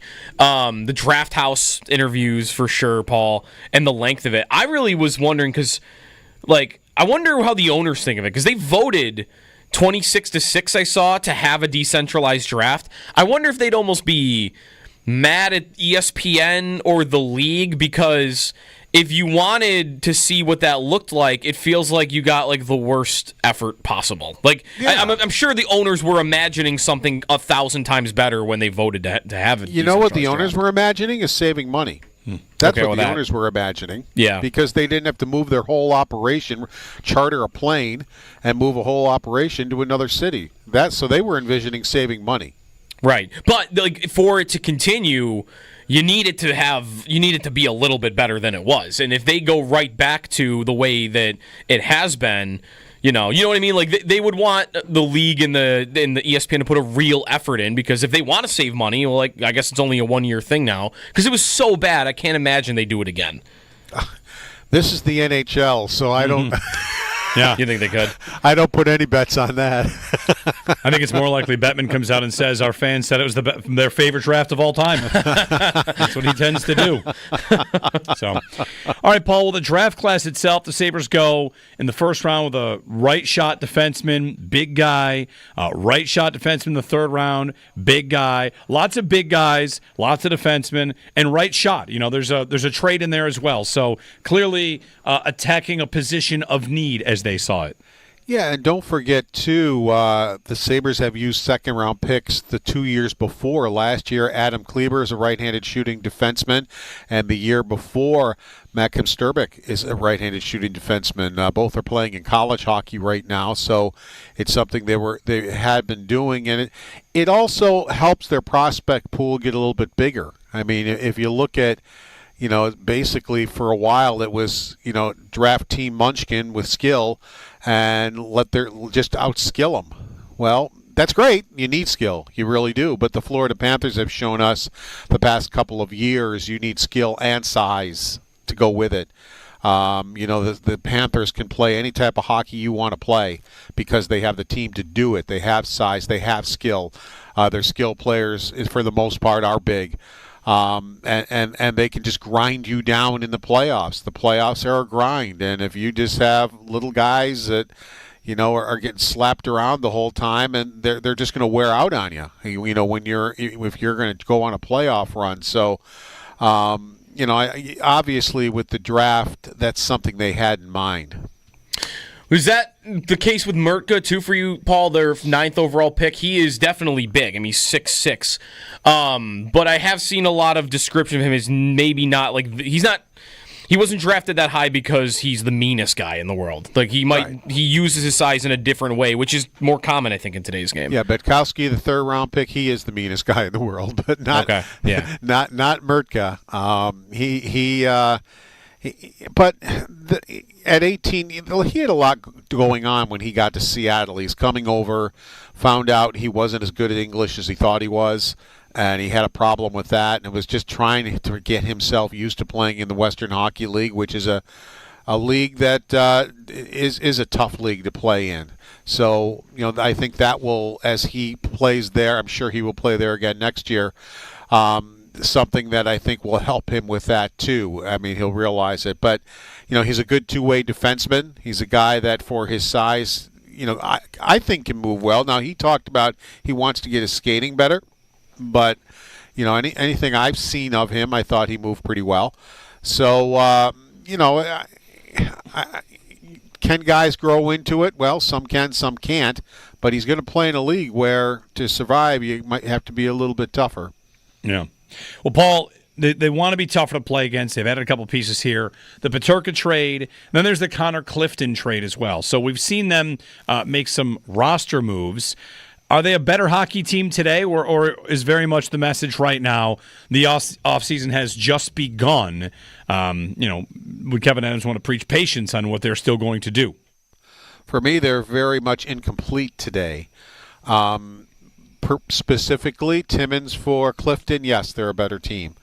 Clifton, nicest guy in the world, and I think he was liked in the locker room. But especially for a third pair guy, I mean, way too many turnovers. He wound up, being a healthy scratch because of it. They just couldn't do it, or taking too many penalties.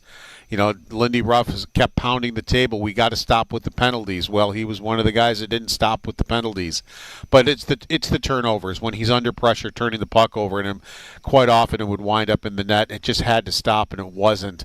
And I had heard, and I think we have talked about it when the season ended, that Lindy Ruff just wasn't satisfied with that. He felt they needed to get better in some areas, and I know that was an area right there on the third pair. You can't have, because your third pair most of the time isn't playing the top 6 guys against the top 6 guys.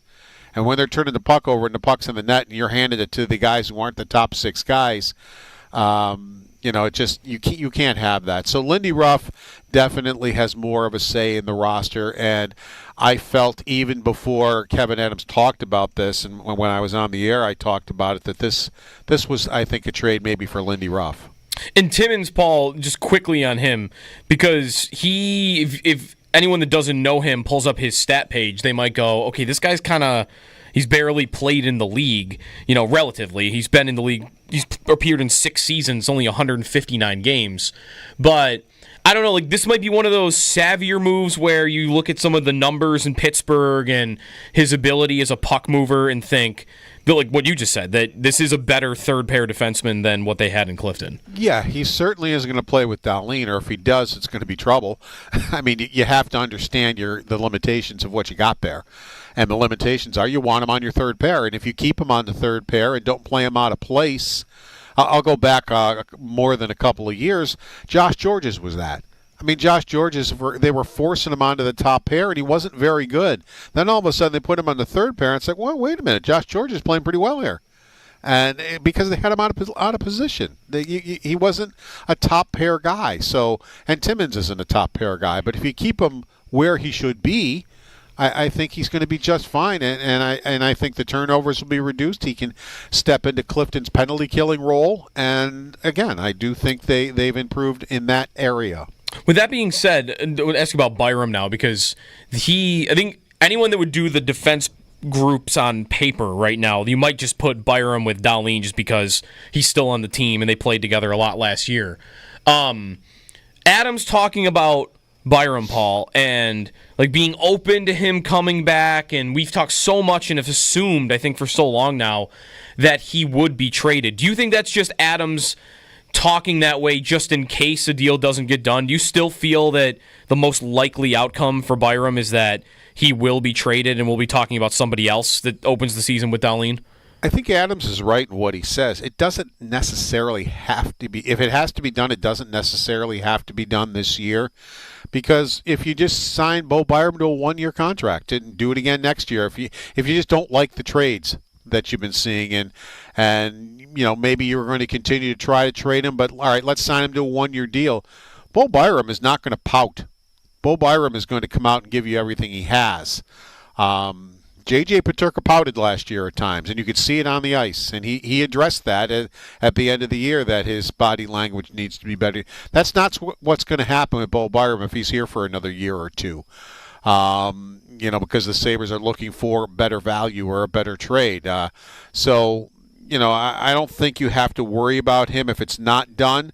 It seems like from what Adam said the other day that, as he said, they've been transparent both ways, that, they're the Sabres, they've explained to him what they're going to do to make the team better and what they want to do with him to help him and to help him maybe feel more part of, not part of the team, but more towards the role of what he wants. And the only thing I think if you sign him and keep him here and tell him he's going to play with Dahlin, that's basically what he wants, because he's going to get top pair minutes. He's going to be out there all the time against the other team's best players. The only thing he's not going to do is be on the power play, because Dahlin and Power have that.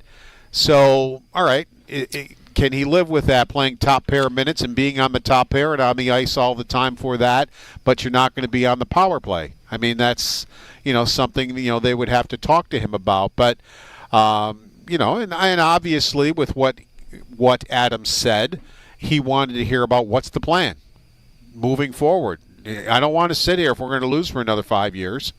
What's the plan to make this team better, to get us in the playoffs and get us headed in the right direction here?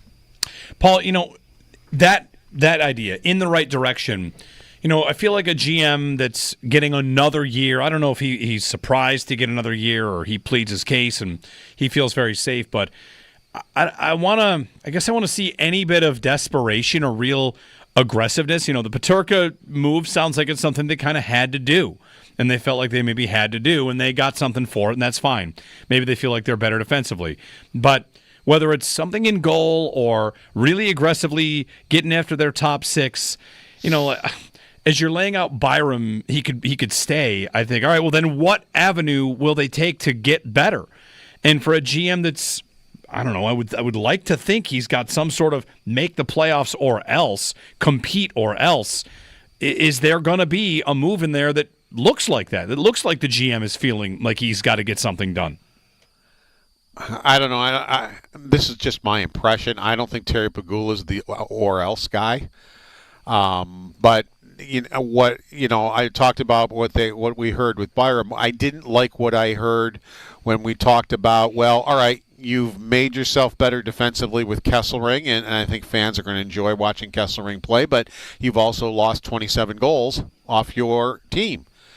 And Adams almost talked like he's setting the fans up for, well, Benson and Quinn could, we've got them, and they, we're looking to them to take the next step, and we're not worried about that. We're more worried about keeping pucks out of our net because we got to get much better defensively. Well, that's not wrong, but it was almost like they were saying, he said, I'm not sure we're going to be able to, do what you guys are thinking, and but Benson and Quinn are young players, and we're expecting them to get better.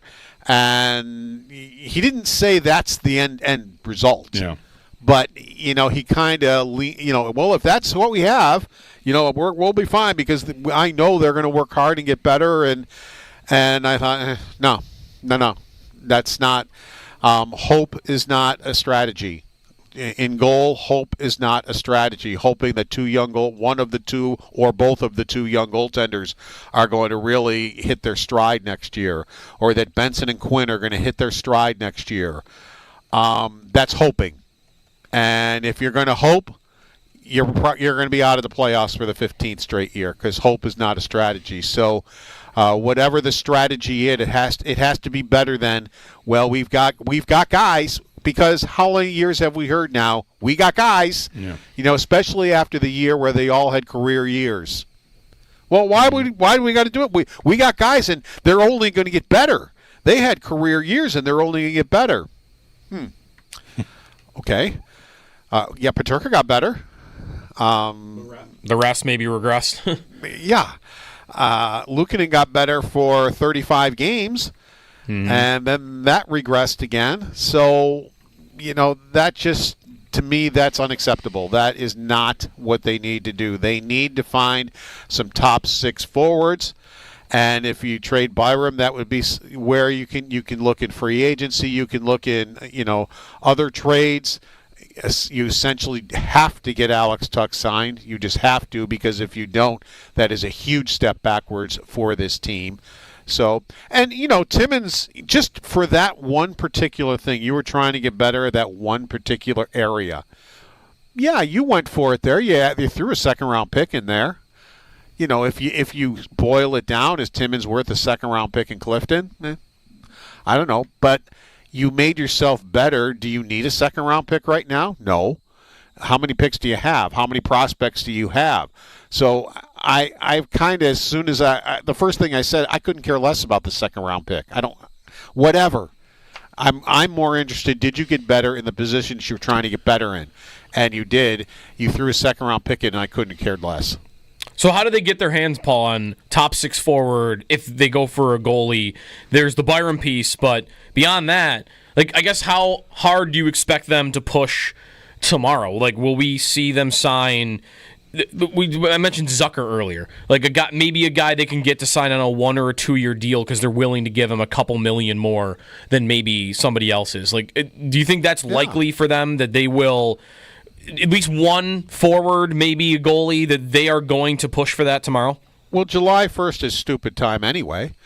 And so, it's overpayment, and it's going to come to a team that hasn't been in the playoffs for 14 years. It's going to have to be a severe overpayment. If they're looking in free agency. So, you can find other ways trade-wise to get those players. Especially teams that are looking for other things and maybe are looking for younger players or things like that. But it can't be, it takes two to trade. It's difficult. You got to have a trading partner. I understand it's hard. I get it. And it's your job. And you didn't do your job the last 2 years, the 2 off seasons, for whatever the reason. Maybe it was too hard or whatever. Well, if it's too hard for you, let's find a GM that's not too hard for, because it has to be done, and you have to find a way to do it. And you have to have a trading partner, you have to have this, or it's a hard sell. Yeah, I know it is, and if you want to be a champion, you better get it done. Paul Hamilton on the Western Hotline. All right, Paul, we'll be ready to talk tomorrow as the Sabres look for, I don't know, some help somewhere. Maybe they find their next Jason Zucker, which did work out well. I'll just say, sometimes we read stories about how they might have been scared off of idea XYZ because it didn't go well. In the case of Zucker, that worked out really well. Maybe that encourages them to try and do something similar with a player this year. I mean, Zucker was, I think when they signed, viewed as a little bit of an overpay, and everything worked out really well there. So maybe we see them do that again. We'll see. Yeah, with the production they wound up with, it wasn't an overpay. Right. But at the time, yes. I was neutral about it when they signed him. I didn't hate it. I didn't love it. It was like, okay, whatever. Yep. And it turned into more than whatever. Another guy like that. And he... And the same with goaltending. Free agent goaltending is not very good this year. So if they're going to add to the goaltending, I think in a significant way, it's going to have to be done through a trade. Yeah. Thanks, Paul. Okay. Paul Hamilton joining us. His appearance brought to you by Raylax Honda. Raylax, we got this on free agency. Had a tweet moments ago from, was it Darren Dreger? He predicted this that on the eve of free agency. You can take this quote for what it means. I think today's going to be one of those days where we go, we're in one now, expecting a very active day before free agency. Okay. This also is going to be unique in that maybe this could also lead to more activity. The cap going up. Like, we talk about the Sabres end in that. Other teams are going to be chomping at the bit. To spend? To spend. Because it went up this year, and it's going up again next year. And in 2 years, there are, like, Puckpedia, who is like, that's the new cap friendly where everybody's keeping track of the cap stuff.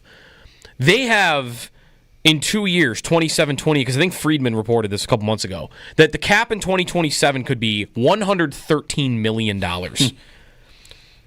$20 million from what it is right now, and almost $30 million, $25 million at least, from where it was last season. The Sabres, for instance, right now, in 2 years, have $67.5 million of cap space. Yeah.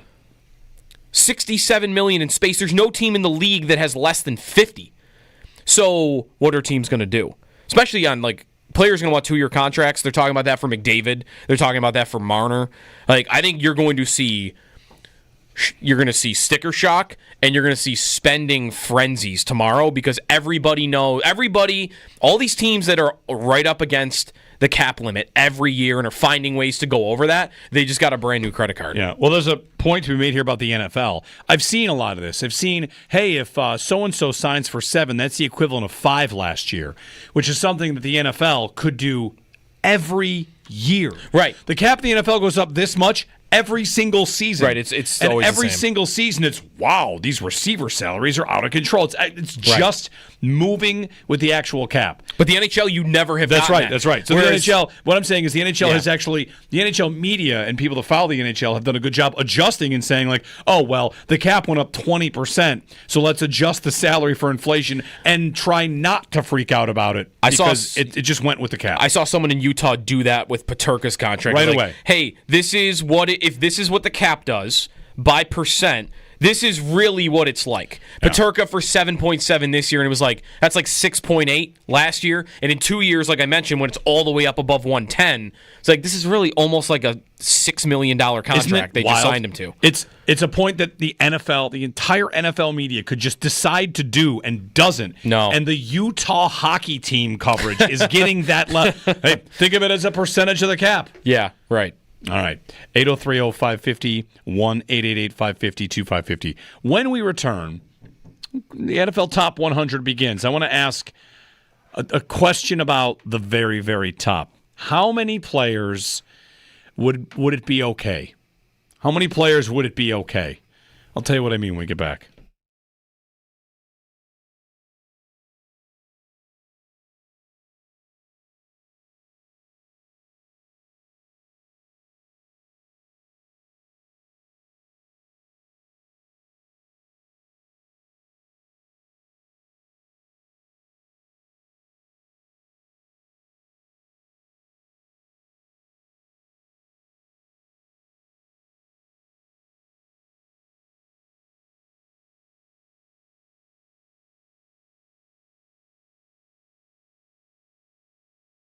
I've been hearing this team say we got to be tough to play against for more than a decade. The entirety of the drought, it's been about how we got to be tough to play against.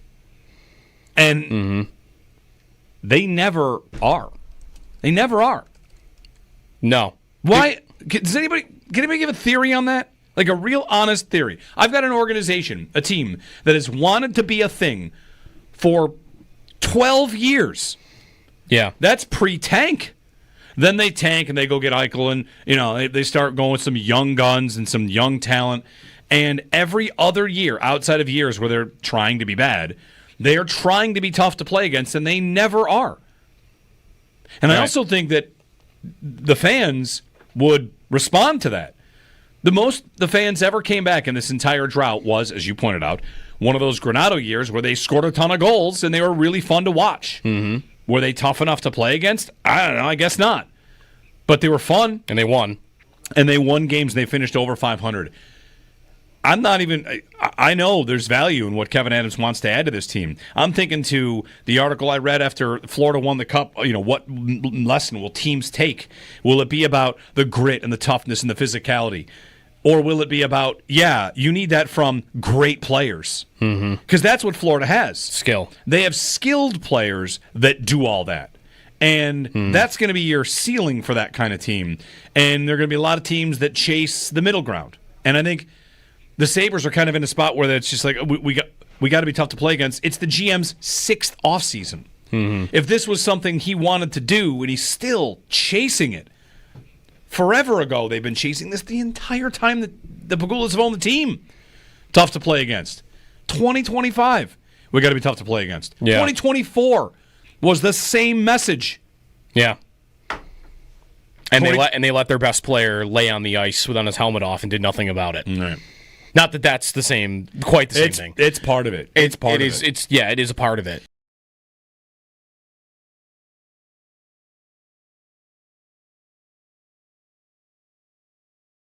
Today, the NFL Top 100 countdown begins. Nice. So I've got a piece up at NFL.com. I was reading about the contenders for the number 1 spot. Of course, they start at 100 to 90. So maybe we see a couple Bills players along the way, but the NFL Top 100 starts today. And then every Monday, they drop 10 players. That's how that goes, right? Yep. Throughout the offseason here. Do we think we're likely to get a Bill between 90 and 100? Does that feel like the range for a non-Josh Allen Bill? Sure.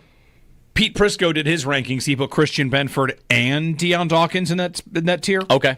And I think it's very possible you can get – those three are the three most likely to make it if you're going after that. I wonder – Wait, including Allen? Yeah. Allen and then Dawkins and then Benford? Yeah. I would give Shakir an outside chance. I almost feel like at getting in. You don't think Shakir over Benford even? Benford is better, I think, in what he does, but I still just have this feeling that Benford nobody knows he exists. No. And I don't know what that is, but I don't feel like he got one All-Pro vote last year, right? Like I feel like Sharps know Benford. Aaron Schatz was the one I think who gave him an All-Pro vote. Pete Prisco, puts him in his top 100. But are players going to know like that dude? He's a dog. I think you think they're more likely. Yes. Okay. Yes. Because that's what separates this one. I always appreciate this one because we all sit around and argue who's better. 9th overall, 6'6" from Czechia. They also traded a second-round pick and Connor Clifton to Pittsburgh for defenseman Connor Timmins, 6'3", a little more of an offensive puck mover, but third-pair guy for the Sabres. They signed Jack Quinn to an extension, 2-year deal, $3.3 million per year. Tomorrow is free agency. Sabres have about $21 million in cap space, roughly, going in. Mitch Marner to Vegas is getting more steam, and Elliot Friedman reports that the Leafs are prepared to levy tampering allegations against Vegas if he does end up going to the Golden Knights. Wimbledon underway. Arya Sabalenka having her first match right now, number 1 in the world on the women's side. Jessie Pegula will play in her first match tomorrow morning. Those are your Paddock Chevrolet sports headlines. Paddock Chevrolet celebrating 90 years of being your hometown dealership.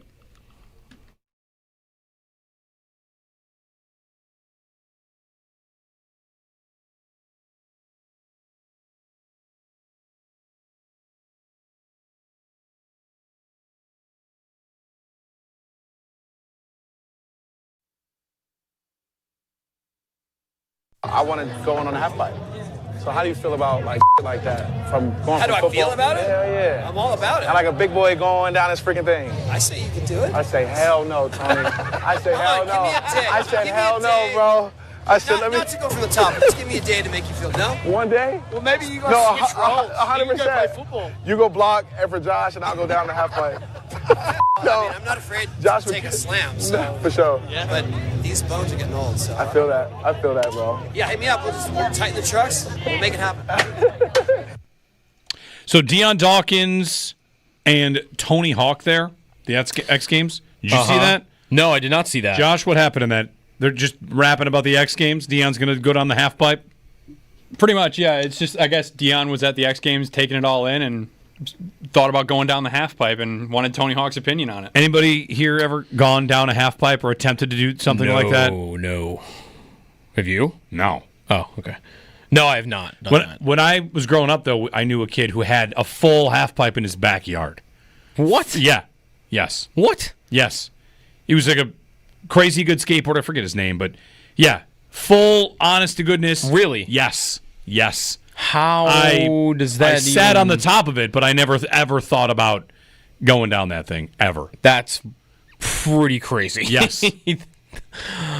Wow. That's like, hey, I got an ice rink in my backyard times. That's super. I've never even heard of that. Yep. Yeah, you can see it from the road. You'd be driving by, like, there's just guys some on a kid's half backyard, yeah. Just, how tall are those things? I want to say 20 feet. Yeah, I want to guess about At least 20 feet high. 20 feet? Yeah. No, I can't imagine I ever would go down one of those. Dawkins, by the way, he's everywhere now. Mm-hmm. Like, he was on the Today Show last week. He was... What wasn't he just? He was the Grand Marshal at Watkins Glen.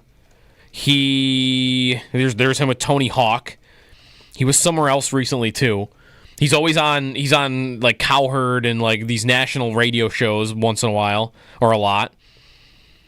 He's, maybe is he going to be like the most famous offensive lineman like pretty quickly in the NFL here?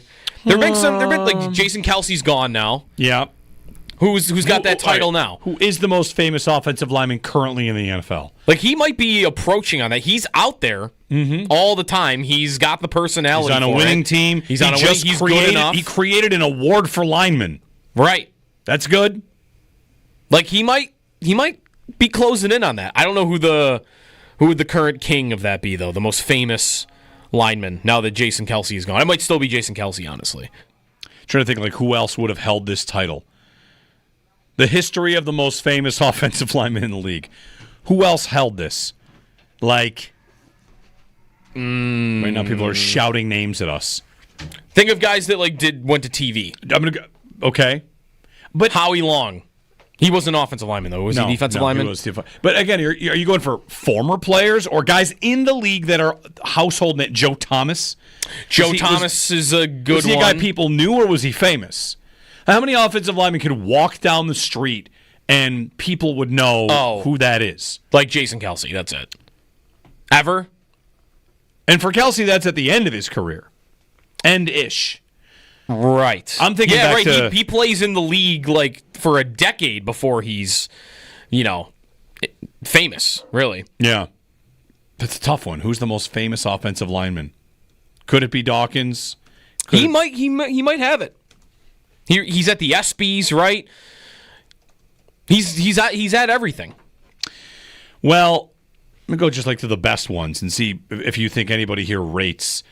Is Trent Williams more famous right now than Deion Dawkins is? Famous? I don't know. You don't see Trent Williams. He's amazing. He's a Hall of Famer. Yeah. But I can't remember, and I know I have the Buffalo bias here, but I just mentioned a bunch of things that weren't it's not him at the Bandits game. Or him at the Sabres game, like Watkins Glen, the Today Show. He's on Fox Sports 1 a bunch of times. He's with Tony Hawk. These are not local things. These are national things that he's at. This will get us into the NFL Top 100 conversation very well, which I teased about Josh Allen. Question for you before I get to that. How many offensive linemen were there in the top 50 last year of the NFL's top 100 players? How many offensive linemen made the top 50? I'm going to say there were 8 in the top 50. I'm going to scroll past 50 to maybe give you a better number here. How about the top 52 NFL players? There were 2 offensive linemen. 2? 2. Who were the 2? Trent Williams? And... Or, I'm sorry, wait. The 2 offensive linemen to make the top 50 last year. Maybe it's 3. Okay, Trent Williams is 7.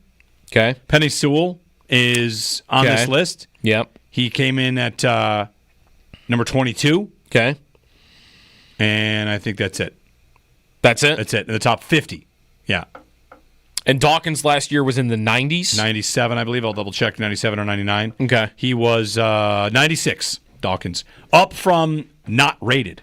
Right. And I would expect this year he's going to be higher. Yeah, that's right. So, all right, I teased the question going to the break when I ask it this way. Josh Allen has a really good chance at number 1 in the NFL's top 100. We won't know for almost 2 months. If you didn't hear earlier, we mentioned this. The NFL top 100 starts today, and they will go 2 players at a time every day. Yep. So it goes till August 29th. On August 29th, we find out the top 10. But until then, it's 2 per day during the week. How many players is it okay to be ahead of Josh Allen?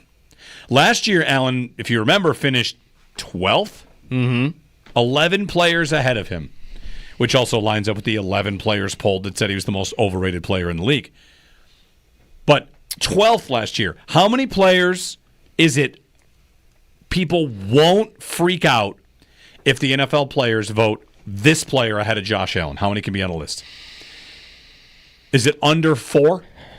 Yes, it's under 4. Okay. Freak out? Freak out. If Lamar is ahead of him, that's freak out, right? Yes. If Mahomes finishes ahead of him, I might freak out. I might freak out, but I feel like the masses might not because they're going to go, well, okay, they're only doing that because they feel like they have to do that. Last year, Lamar was ranked ahead of Mahomes. Did Mahomes have a year to follow up and get further up the chart? No, he shouldn't have. He should not. He should not be above Allen. Remember, the NFL Top 100 is they do not obsess over rings. It's who's the best. And last year, Lamar finished ahead of Mahomes. So, how many players? I still don't think everyone's freaking out if it is Mahomes, even though it will be weird, and it'll be like, I will come in the next day and say he should not have been above Allen because he has not been that for 2 years now. It's probably just position. Let's say, hypothetically, that's what it is. The top 10's announced. Number 1, Jamar Chase. Number 2, Josh Allen. You say, fine. That's what I was going to say. I think he has to be the number 1 quarterback for not to freak out. But even that, I think you only have a couple of superstars at other positions in the league where there won't be a freak out. Chase might be one of them. Barkley might be one of them. The year, maybe. Yeah, right. The year he just had. Myles Garrett might be one of them. Is that it? You know where Barkley finished last year? Barkley? Yeah. Saquon Barkley. The 30s? The NFL Top 100, they rank the top players. The players do it. Yep.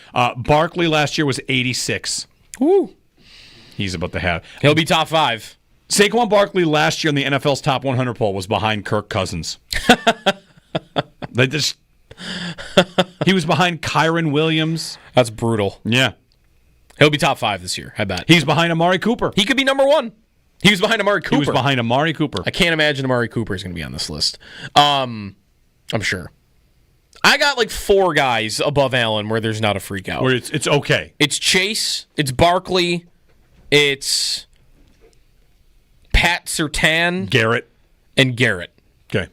That's it. I think anybody else, freak out. All right, and now. I think we are at a point where there's a freak out to some extent if it's any other quarterback in the league. Like you mentioned in that Pete Prisco list or whoever, that he had Jaden Daniels listed, just one person's opinion, Jaden Daniels maybe could end up number 1. Yeah. If that happened, people would freak out. Yes. Totally freak out. Now, like, how dare you put this person 1 year in above Josh? You can't do that. Let's have a family meeting. What do we really want? Do we want Allen to be ranked number 1? Listen, or do we want a full year, another one, of snarky, freaking out, bulletin board, shove it in their face material? I said this about the Madden ratings last week. Like, I'm not sure the Bills might not be rooting for this because they're like Do they have a bulletin board officer like going into every year where like there's one man's job?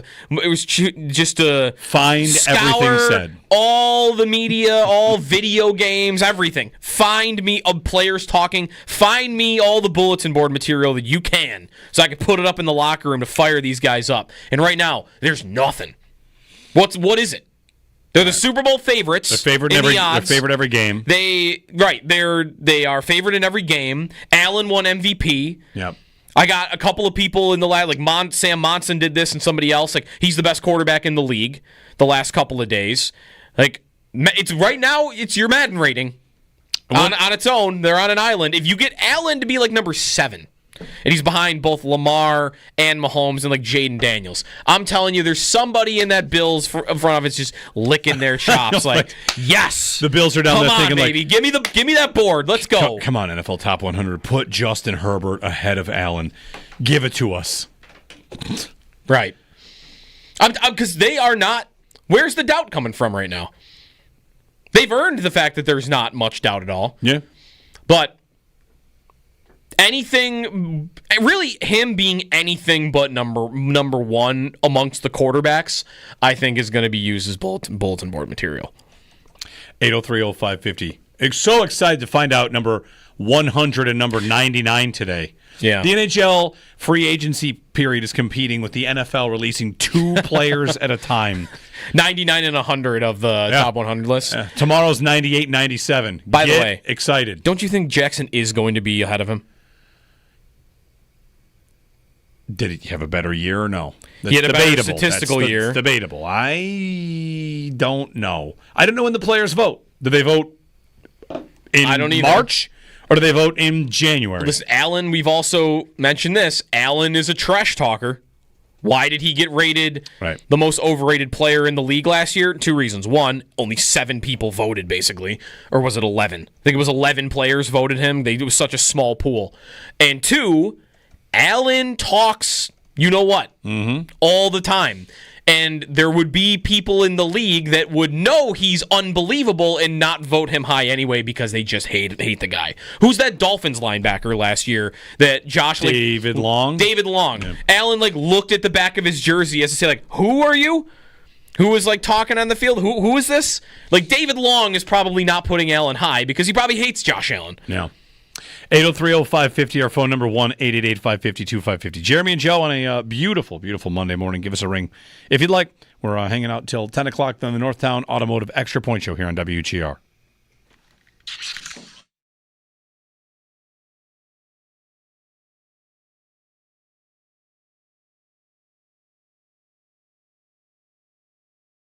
Today, the NFL Top 100 countdown begins. Nice. So, Jeremy, I've got a piece up at NFL.com. I was reading about the contenders for the number 1 spot. That's, of course, they start at 100 to 90. So maybe we see a couple Bills players along the way, but the NFL Top 100 starts today. And then every Monday, they drop 10 players. That's how that goes, right? Yep. Throughout the offseason here. So, do we think we're likely to get a Bill between 90 and 100? Does that feel like the range for a non-Josh Allen Bill? Sure. Pete Prisco did his rankings. He put Christian Benford and Deion Dawkins in that tier. Okay. And I think it's very possible you can get... Those 3 are the 3 most likely to make it if you're going after that. I wonder... Wait, including Allen? Yeah. Allen and then Dawkins and then Benford? Yeah. I would give Shakir an outside chance. I almost feel like... getting in. You don't think Shakir over Benford even? Benford is better, I think, in what he does, but I still just have this feeling that Benford, nobody knows he exists. Yeah. And I don't know what that is, but I don't feel like he got 1 All-Pro vote last year, right? Like I feel like Sharps know Benford. Aaron Schatz was the one I think who gave him an All-Pro vote. Pete Prisco, puts him in his top 100. But are players going to know that dude? That's a dog. I think you think they're more likely. Yes. Okay. Yes, because that's what separates this one. I always appreciate this one because we all sit around and argue who's better, and then the players just kind of felt like this is who we think we had a good year. It's not rings obsessed, which is nice. Right. Not about rings. It's not really about reputation. It's about who's good.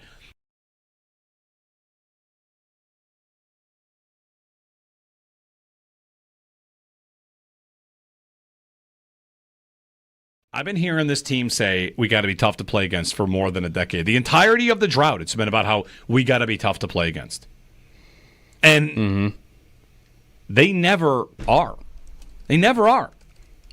No. Why? Does anybody give a theory on that? Like a real honest theory. I've got an organization, a team, that has wanted to be a thing for 12 years. Yeah. That's pre-tank. Then they tank and they go get Eichel and, they start going with some young guns and some young talent. And every other year, outside of years where they're trying to be bad, they are trying to be tough to play against, and they never are. And I also think that the fans would respond to that. The most the fans ever came back in this entire drought was, as you pointed out, one of those Granato years where they scored a ton of goals and they were really fun to watch. Mm-hmm. Were they tough enough to play against? I don't know. I guess not. But they were fun. And they won. And they won games and they finished over 500. I'm not even – I know there's value in what Kevin Adams wants to add to this team. I'm thinking to the article I read after Florida won the Cup, what lesson will teams take? Will it be about the grit and the toughness and the physicality? Or will it be about, you need that from great players? Because that's what Florida has. Skill. They have skilled players that do all that. And that's going to be your ceiling for that kind of team. And there are going to be a lot of teams that chase the middle ground. And I think the Sabres are kind of in a spot where it's just like, we got to be tough to play against. It's the GM's 6th offseason. If this was something he wanted to do and he's still chasing it, forever ago, they've been chasing this the entire time that the Pagulas have owned the team. Tough to play against.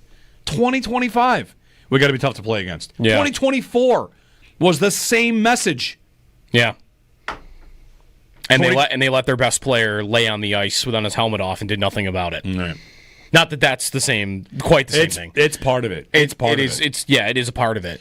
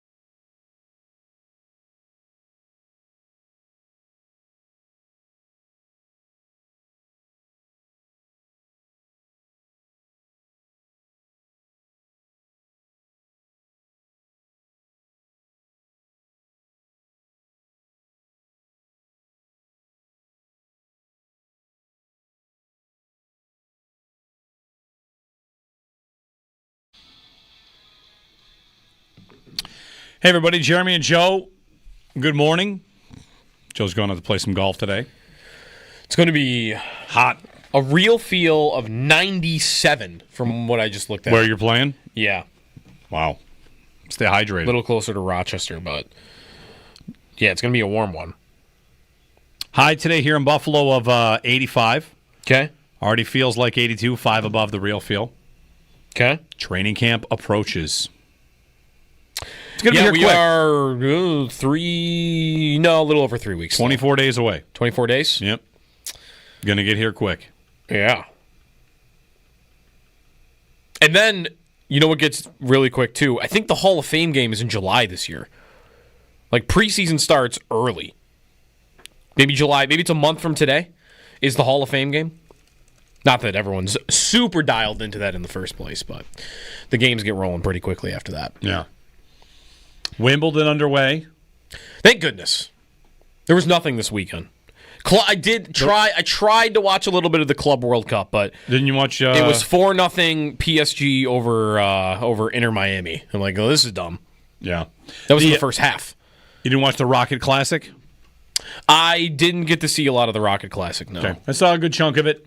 Playoff, 3-way playoff, and Potgieter. He is that how you say his name? I forget. Potgieter, I think. Potgieter. So yeah, he had a chip that like one of us would hit in the final round, and fell into a playoff. Ultimately, got the win. So good for him. First PGA Tour win. He'd been around a couple times. It is also like the non-elevated event. I like to make the point that there are no asterisks in sports. Really, we don't put asterisks. We claim we're going to, and we don't. If there's one thing you could put an asterisk on, it would be a non-elevated PGA Tour event. Because you won this because no one's there. The best players in the world are just not there. Right.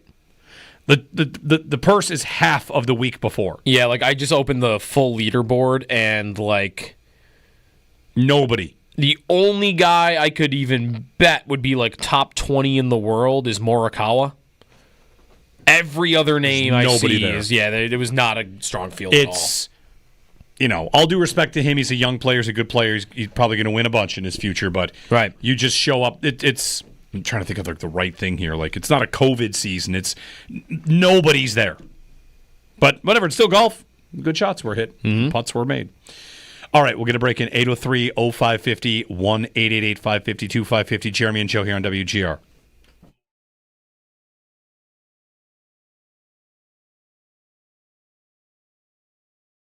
Peterka's a good young player, maybe one-dimensional, but whatever. A good player, a guy you draft and develop and you send away. It's the completion of the arc. Get drafted, get good, and go away. Yeah. Which he might have broke the record, though, for doing it the quickest that anybody's ever done it. Is there any concern on your part that this now shows the off-ramp for anybody that wants to do it? Because Peterka... there was a lot of, why should they do this for him? And yet they did it. They did it, and he didn't really have to put up much of a fight. No. Right? Like, one off season, agent floating rumors, gone. The more when I listened to Kevin Adams' press conference on Friday night, so after the first round, and he's being asked about the Peterka deal, and he's talking about how dealing with the agent and with Peterka, how like they wanted to engage in contract talks and it just wasn't going to go there, which made it sound like they would never even talk. Like we're not talking dollars, we're not talking years. The more Adams talked about it, the more it just felt like to me he just didn't want to fight. He didn't have it in him to have a fight here with. He could have, right? Like any team could have, like, I'm going to fight for this guy. And the Sabres just decided, we'll go for the divorce instead. Yeah.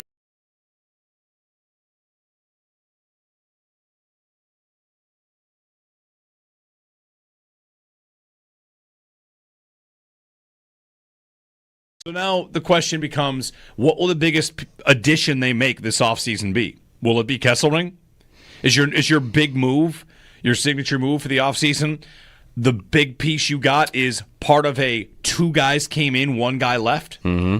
Because that's a pretty sad offseason to me.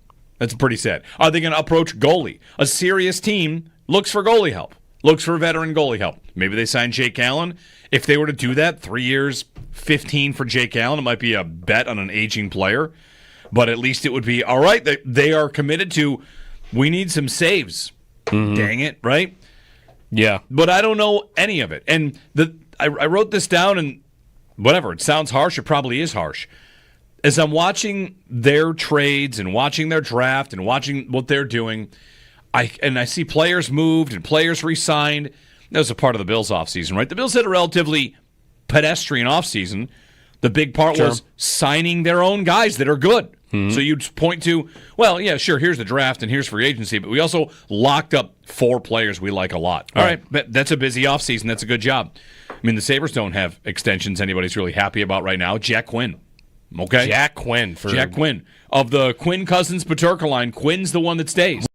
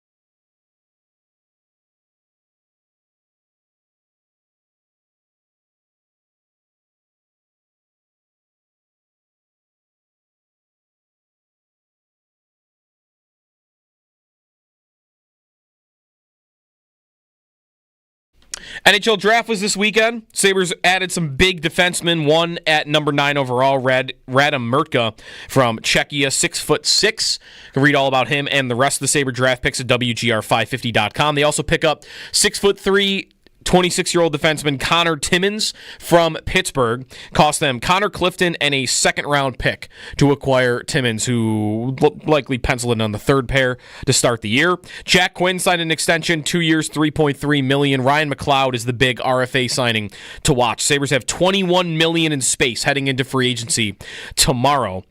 And getting some rumors and reports about where guys might go. Mitch Marner to Vegas has been rumored, and Elliot Friedman says that if Marner goes to the Golden Knights, the Leafs are ready to levy tampering charges against the Golden Knights if, again, he goes to Vegas. That's tomorrow, free agency. Wimbledon started this morning. Some big matches right now. Number 1 in the world on both the men's and women's side playing today. Jessie Pegula is going to play in her first match tomorrow morning. And Malik Beasley of the Detroit Pistons is kind of caught up in a gambling scandal. Right now, he is being investigated by the U.S. District Attorney's Office for potential violations and betting in sports. That's your Paddock Chevrolet Sports Update. Paddock Chevrolet celebrating 90 years of being your hometown dealership.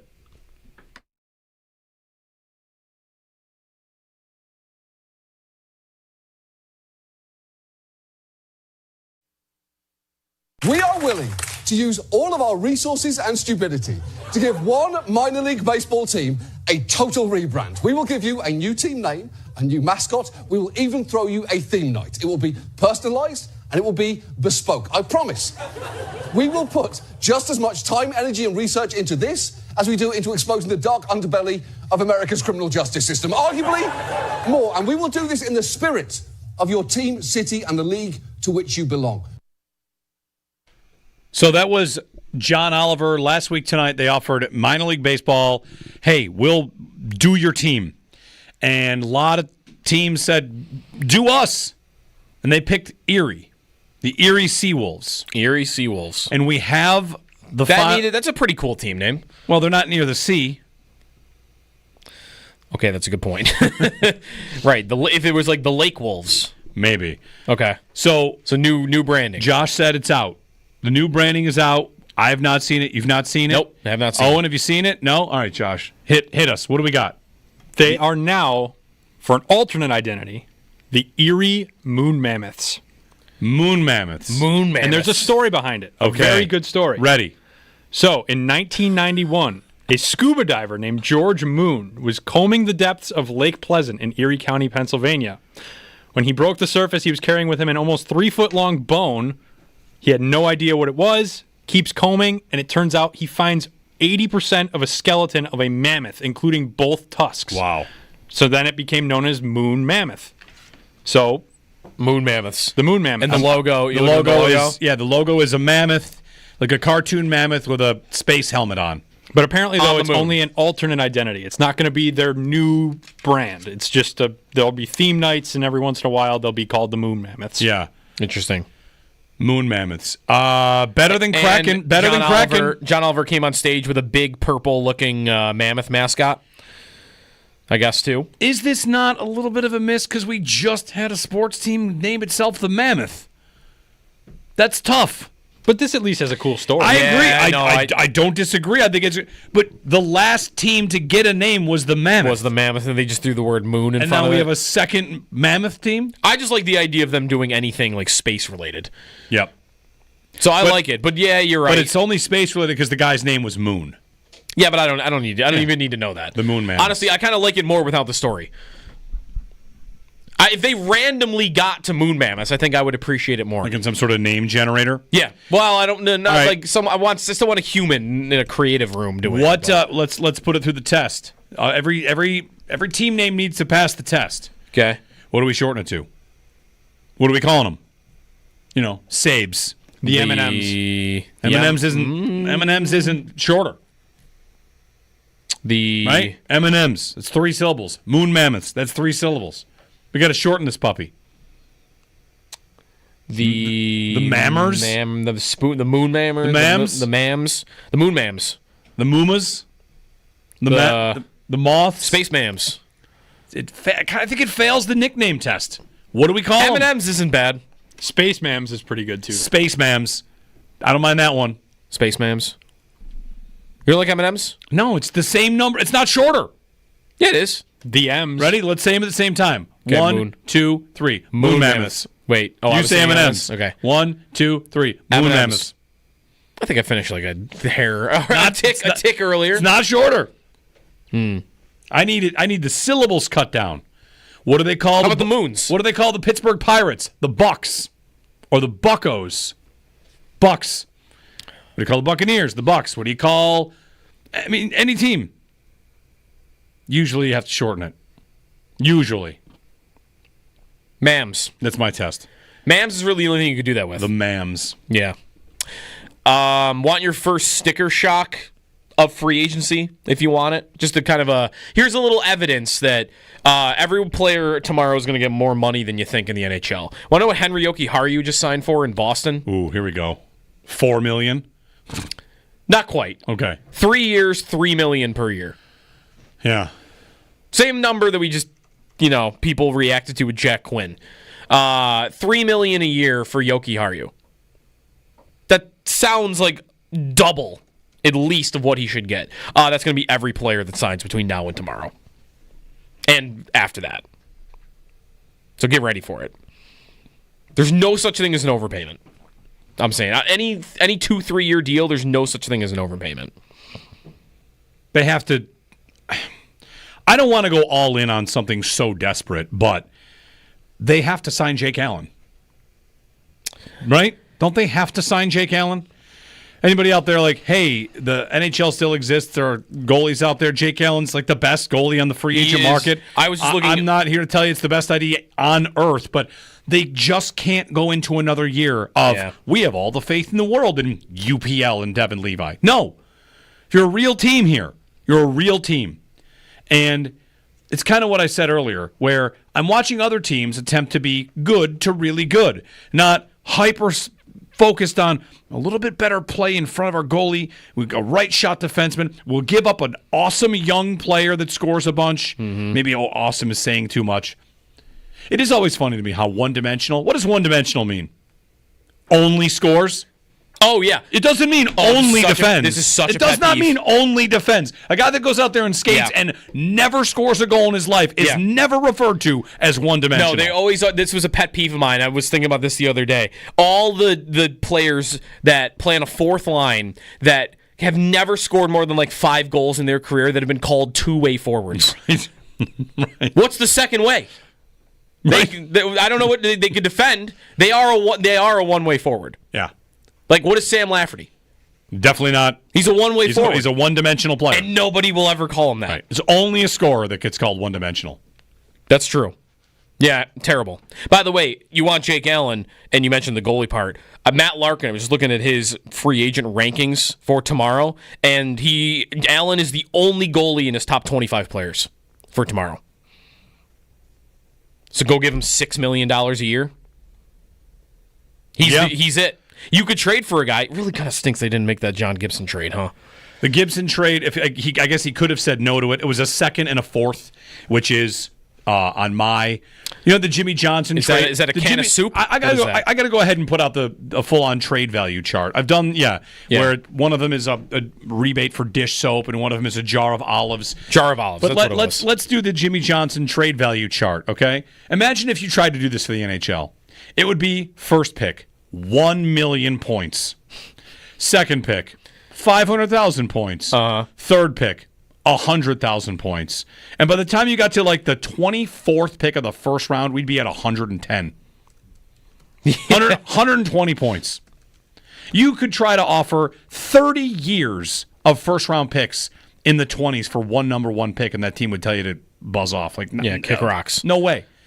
Third and fourth and fifth round picks, we are at decimal points. A second and a fourth for John Gibson, who's under contract for how long at what? One more year, 6 point. What's that? He's got one more at like 6.6 or something like that. Without a doubt, worth a second and a fourth. I was doing the draft coverage here on Saturday, and that trade broke, and I I was very surprised to see that's all that it took to get Gibson. If they were not... Wait, hold on. I got one more bit of context in here. Okay. The second-round pick that they acquired was in 2027. Oh. If that player, if I guaranteed you that player will make the NHL, when would that happen? In 6 years? 2030? Right. So you're maybe getting like a bottom 6 play forward in 6 years. Right. That's part of why I was so okay with the trade they made for Timmins. Like I don't really care what the pick was for Timmins. You kind of could say the Sabres spent more for Timmins than the Red Wings spent for John Gibson, couldn't you? 100%. It's at least close. That's 39 overall. That's an early second-round pick right now versus an unknown second-round pick in 2 more years. And a fourth. And how different is a fourth from Connor Clifton? I mean, how many fourths do the Sabres have this year? I have no idea. They had a couple, right? They had 2 fourths, 103 and 160. Like, honestly, I think you could argue the Sabres spent more for Timmins than the Ducks did for John Gibson. Right. If they're not calling on that, maybe Gibson, he got the no trade on 10 teams. He had a 10 team Maybe no he trade. said no. I mean, I don't know if we're going to ever find that out, but he better have said no because 1 year to try and say, even if it doesn't work, even if Luukkonen beats him out, fine. Yeah. Be real here. Should Detroit get a goalie? Should Detroit also be that much higher than the Sabres on a list of like a player like that? He's got to decide whether to waive it for a team that's on the list or he's got to make his list. Detroit is that much better rep-wise than the Sabres I think are. they're further roster-wise than the Sabres are now, arguably. Are they that? What does Detroit have? Are you going to say the same thing I'm about to? Yzerman. Yes. They have Yzerman. They have a reputable person running the organization that the Sabres, I don't think, to the average player or the average person in hockey have. Yeah. Yzerman carries a weight with it. Like, Steve Yzerman's calling me to come play for his team. Like, okay, you sure you haven't made the playoffs? And they haven't made the playoffs in 9 years. So it's pretty bad there, too. And it's Detroit. No palm trees there. Big taxes in Michigan. But Yzerman. Okay, sure. Yeah. Here, maybe Eric Stahl's giving you that call. I don't know. But it might not be as easy to get them to say yes because it's Adams. Vegas wants a defenseman to play the right side. They're looking for a defenseman to play the right side because of Pietrangelo. Okay. Like, I don't know. Bo Byram doesn't do that, does he? No, he plays on the left. Yeah. I'd be curious if they can get their hands on somebody functional for Byram in the crease. Like, I have thought about that to me ever since the trade that they made with Peterka made it. Byram's got to be for a forward. Can you get your hands on somebody just a little more consistent and a little more proven to solidify you there, and then you still got to fill the top 6 holes that they have. Like, the goalie market is just so tough. Can you fetch Demko from Vancouver's an idea? I don't love it because of how hurt he's always been. His knees are really jacked up, and I don't love the idea, but he's a guy that can play. Like, if he's healthy, he's playing way better than anybody the Sabres have had for a long time. I think what you're going to hope... Can I tell you the first 2 names at Spotrac's UFA list for goalies? Sure. One of them is Jake Allen? He's 3rd on the list. 3rd? Whoa. Cal Peterson and Robin Leonard. Oh, man. Robin Leonard should Whose list is that? Be on that list. That's Spotrac. Okay, so is that just in order of their previous cap hit? Yeah. Okay, because Leonard I don't think is going to play again. Yeah, right. Vitek Vanacek, Georgiev. Vanacek's an idea. Levi, by the way, we got to talk. They're going to sign him.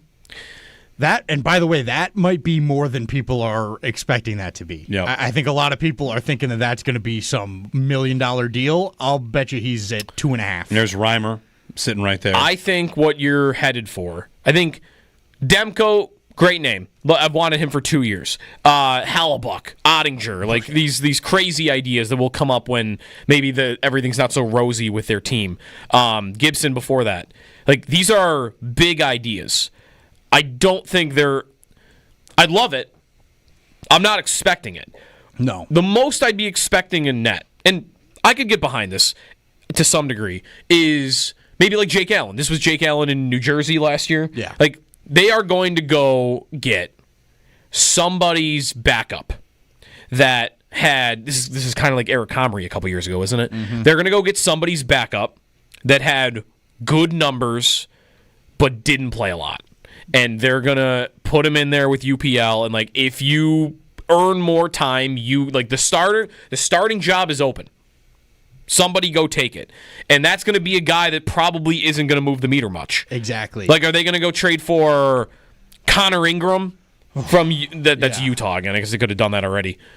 But like someone like that, a guy where like everyone's gonna have to go Google how good is this guy. They're not gonna go get a star goalie. You know who's the most recent team that pops into your head that did that? Detroit with Husso. Yep. And that was a catastrophe for them.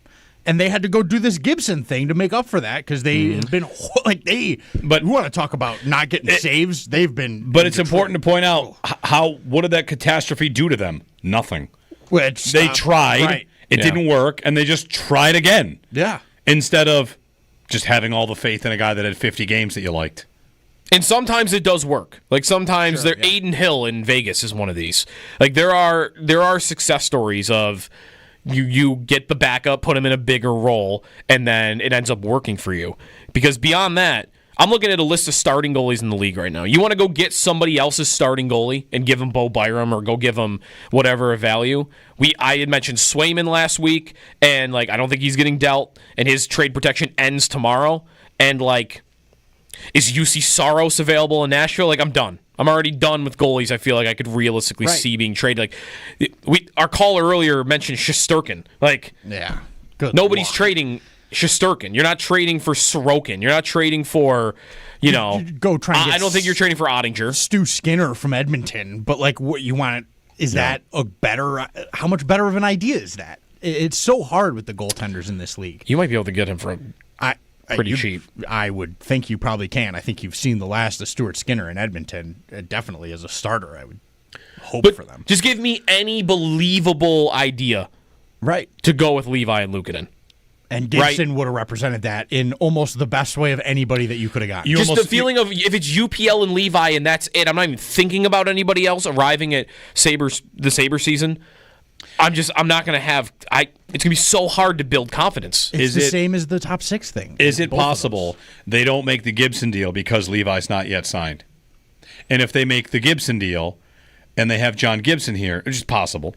Now there's another roadblock. There's $6 million committed here, and then Levi goes and says, "I'll sign an offer sheet somewhere else where I think I've got a clearer path." Because there's plenty of chatter that when they signed Levi, they didn't get another goalie to stand in his way.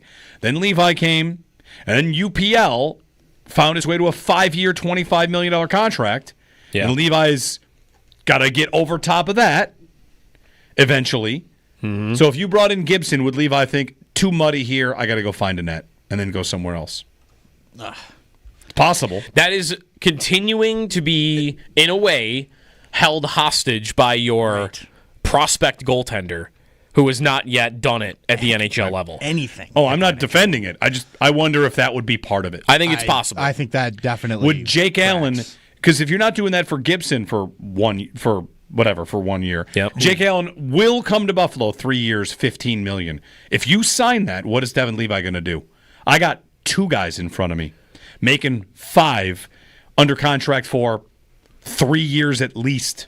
Yeah. You'd like to hope that a guy, the organization tells, listen, we know we've kind of made this a bumpier ride for you, so earn it. Like, and he's got to want to do that. I think at a certain point, as an athlete, you don't want to be handed everything. No, but you don't, especially in goal. You're gonna, if your path is blocked and you're good enough, what are they going to do? Well, is he good? Has he been good? He hasn't been good enough. He's been good enough in the NHL, but now he wouldn't have a chance to show it. Right. Yeah. It's such a tough. Yeah, you need to do something there. Oh, I agree. You need to do something. I agree, and you can't be. Yeah, you cannot end up being a facilitator for a young player to go start his career somewhere else. And that's where Gibson for a second and a fourth, if they could have got that done for 1 year, would have made a lot of sense. Hey, don't worry about it. It's 1 year. We're trying to get to the playoffs, and if you come up and win the job, we'll waive somebody. Just waive Gibson. Right. Well, really, what costs money to sign guys to $6 million and blah blah blah.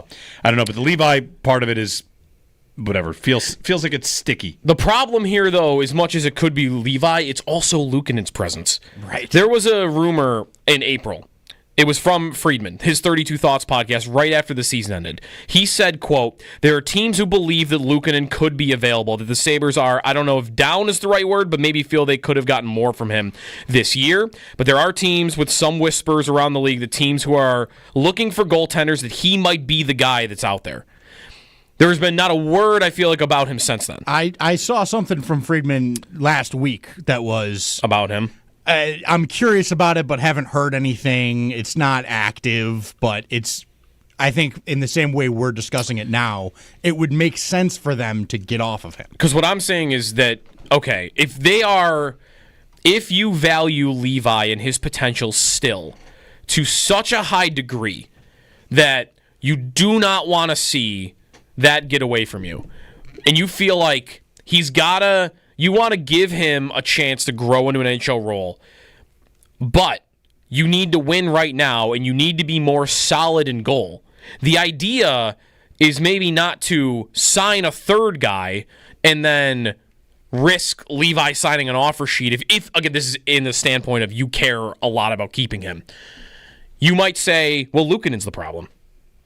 Right. Trade him out, clear that spot, let me get a better player than him, let me get an upgraded version of my number one goalie, and I will still be willing to commit that other spot to Devin Levi and hope that he can grow into it. Right. And if he doesn't, then great. And if he doesn't, I've got a more solid idea than I have with UPL, which is one good season in 4 years. Right.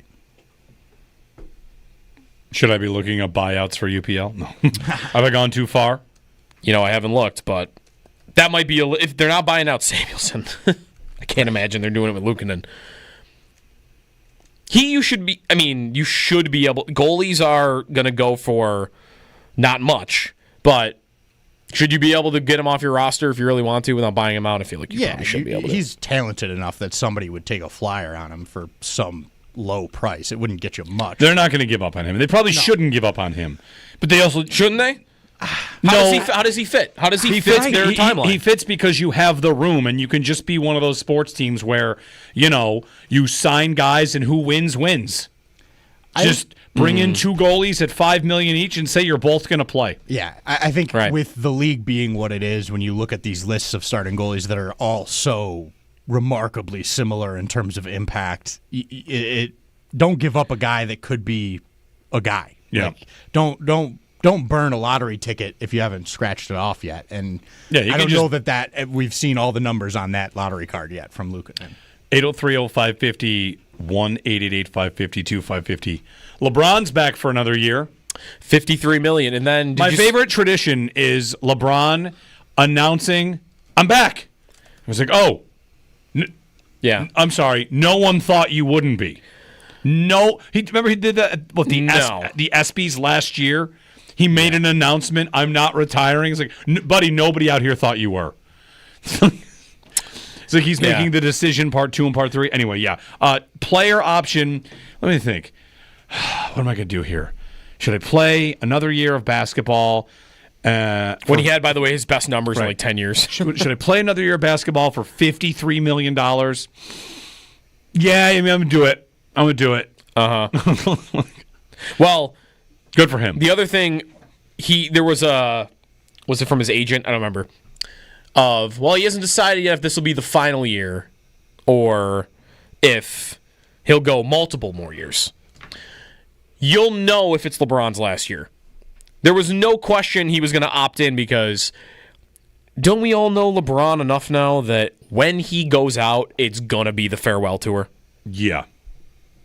He's not going away quietly after a season like he just had. You are going to know before the season starts, this is LeBron's last year. Counterpoint. Isn't he also going to maybe do that and then decide maybe I'm not done? Isn't he very He'll do the farewell tour and then play again? Isn't he very likely to be the Brady, Rodgers, maybe, I think I can still play. Maybe. It might be tough for him to do a farewell tour because how long can he play? I mean, he's still for great. Now, he's awesome. He's still great. He's still, I think he is pretty definitively a top 10 player in the league still. I don't think he's top 5. I don't think he's top 3 like he's mostly been for about 25 years. But he's still probably top 10. He's 40. He is 40.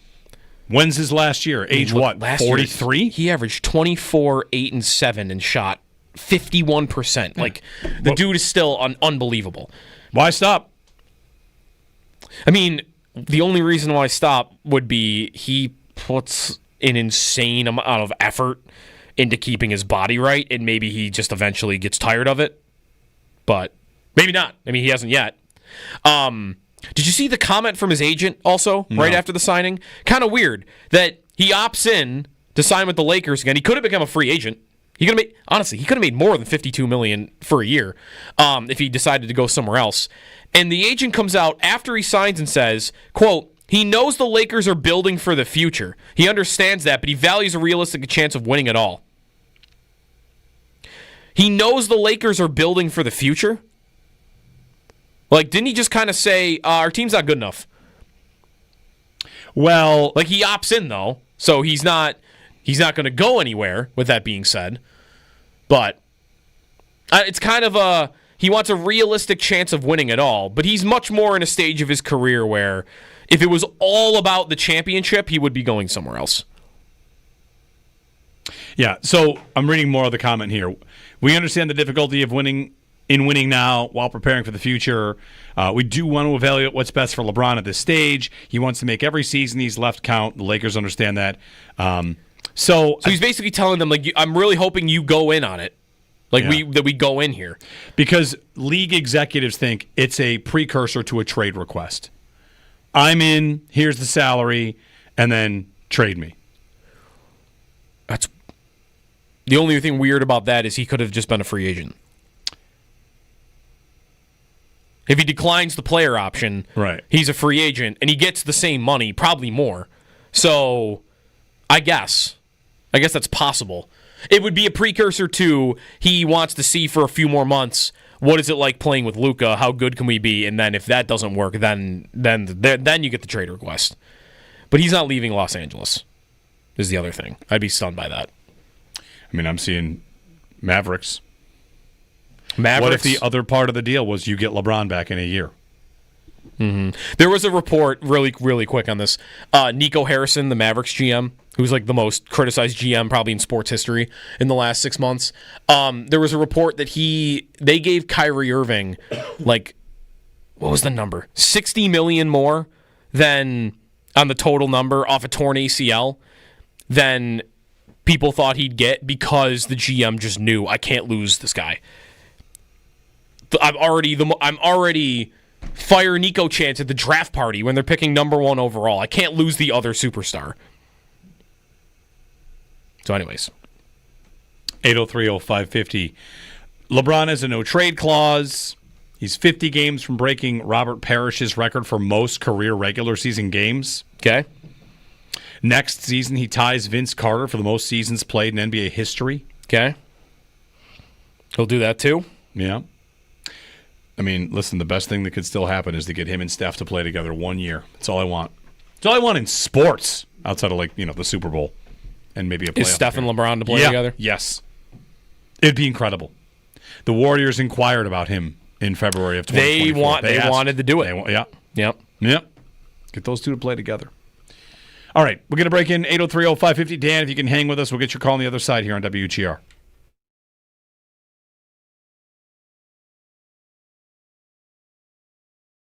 Today, the NFL Top 100 countdown begins. Nice. So I've got a piece up at NFL.com. I was reading about the contenders for the number 1 spot. Of course, they start at 100 to 90. So maybe we see a couple Bills players along the way, but the NFL Top 100 starts today. And then every Monday, they drop 10 players. That's how that goes, right? Yep. Throughout the offseason here. So... Do we think we're likely to get a Bill between 90 and 100? Does that feel like the range for a non-Josh Allen Bill? Sure. Pete Prisco did his rankings. He put Christian Benford and Deion Dawkins in that tier. Okay. And I think it's very possible you can get... Those 3 are the 3 most likely to make it. if you're going after that, I wonder. Wait, including Allen? Yeah. Allen and then Dawkins and then Benford? Yeah. I would give Shakir an outside chance. I almost feel like getting in. You don't think Shakir over Benford even? Benford is better, I think, in what he does, but I still just have this feeling that Benford, nobody knows he exists. No. And I don't know what that is, but I don't feel like he got one All-Pro vote last year, right? Like I feel like Sharps know Benford. Mm-hmm. Aaron Schatz was the one I think who gave him an All-Pro vote. Pete Prisco, puts him in his top 100. But are players going to know like that dude? He's a dog. I think you think they're more likely. Yes. Okay. Yes, because that's what separates this one. I always appreciate this one because we all sit around and argue who's better, and then the players just kind of felt like this is who we think we had a good year. It's not rings obsessed, which is nice. Right. Not about rings. It's not really about reputation. It's about who's good.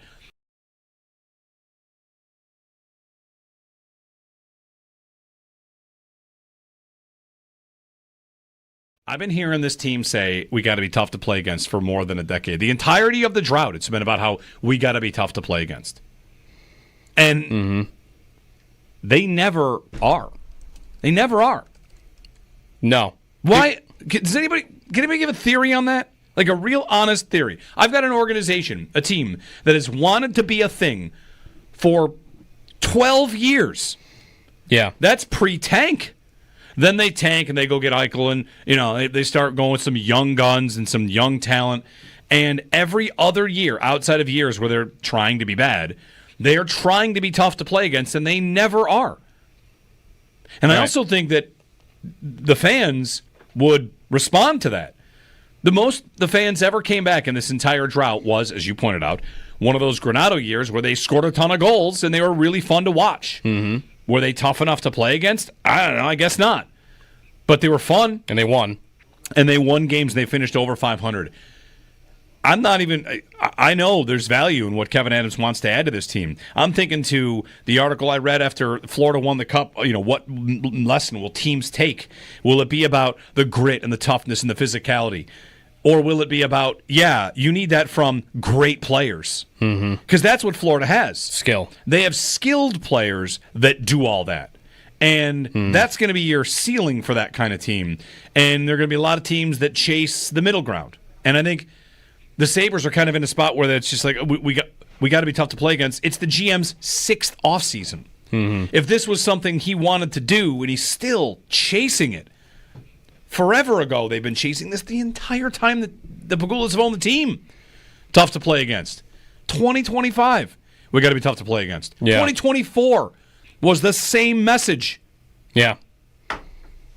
And they let their best player lay on the ice without his helmet off and did nothing about it. Right.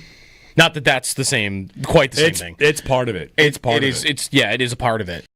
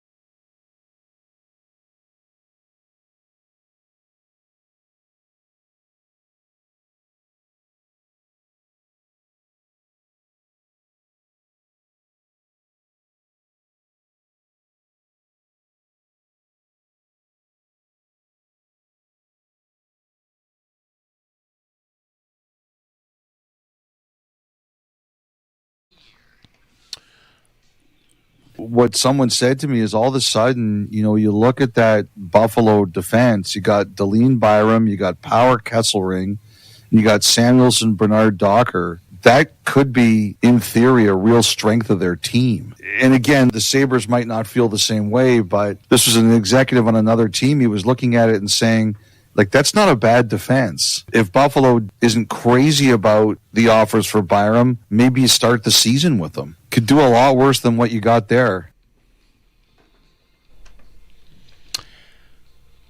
Elliot Friedman, NHL free agency opens tomorrow. Talked a lot about the Sabres and their draft, and Joe's got a new free agent target he's thinking the Sabres will pursue. We'll get to that after Dan and Kenmore. Hey, Dan, good morning. I don't think looking for a goaltender is our issue. I think looking for a new defensive scheme, unlike what they have now. I mean, any good goalie in a porous defense is not going to have the numbers.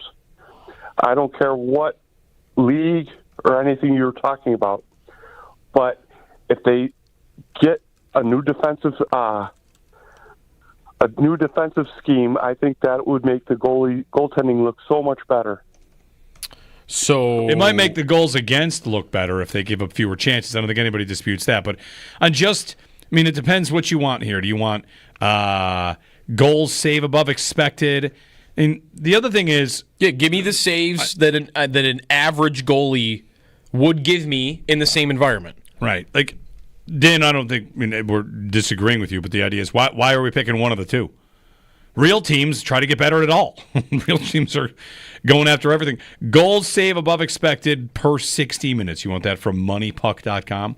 The highest rated saver was James Reimer at 13th. It's another year where the guys that they, finger quotes, have all the faith in the world in, let them down, and some guy that comes in is better. Ukko-Pekka Luukkonen was 47th in that stat. Out of 59 goalies, 47th. Reimer's 13th. The idea here is go get somebody to be another option. Jake Allen last year in this department was third. Right. I don't know how sticky it is over year to year. But like 2 years ago, 22-23, they missed by 1 point.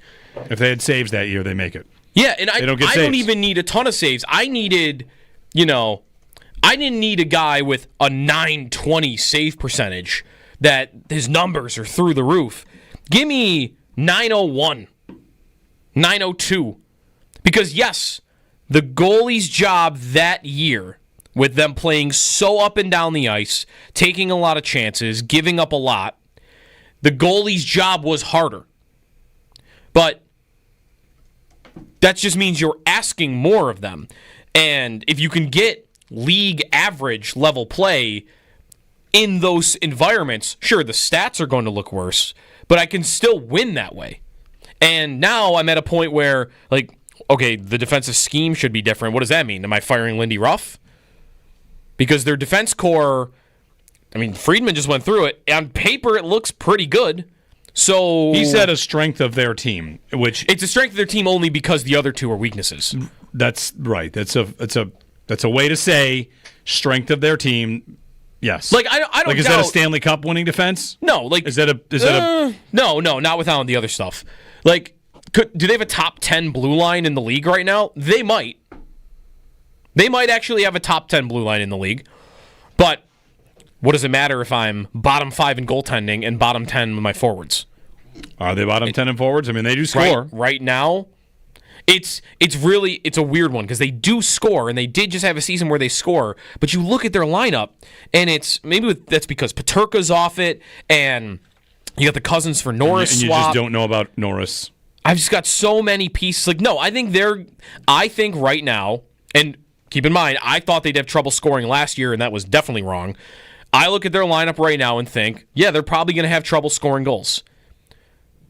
Kulik will have to take a step. Benson still looked like to me he couldn't shoot the puck. Norris can't stay healthy. Ryan McLeod was great last year. He shot 21%. That is not going to happen 2 years in a row. He'll still give you value defensively, and he might score 13 to 15 goals, but 20% shooting percentage is not happening again. So I don't know. I would be worried about it. They took their best their second best. Tage is their best. They took their second best even strength goal scoring off the team. And until they replace that, which they could even do tomorrow, I'm going to think that they're going to have some trouble. So ESPN, how each team gets an A+ in free agency. Okay. What can the Sabres do? According to this piece from Ryan S. Clark and Kristen Shilton, how do the Sabres get an A+ in free agency? What they should do?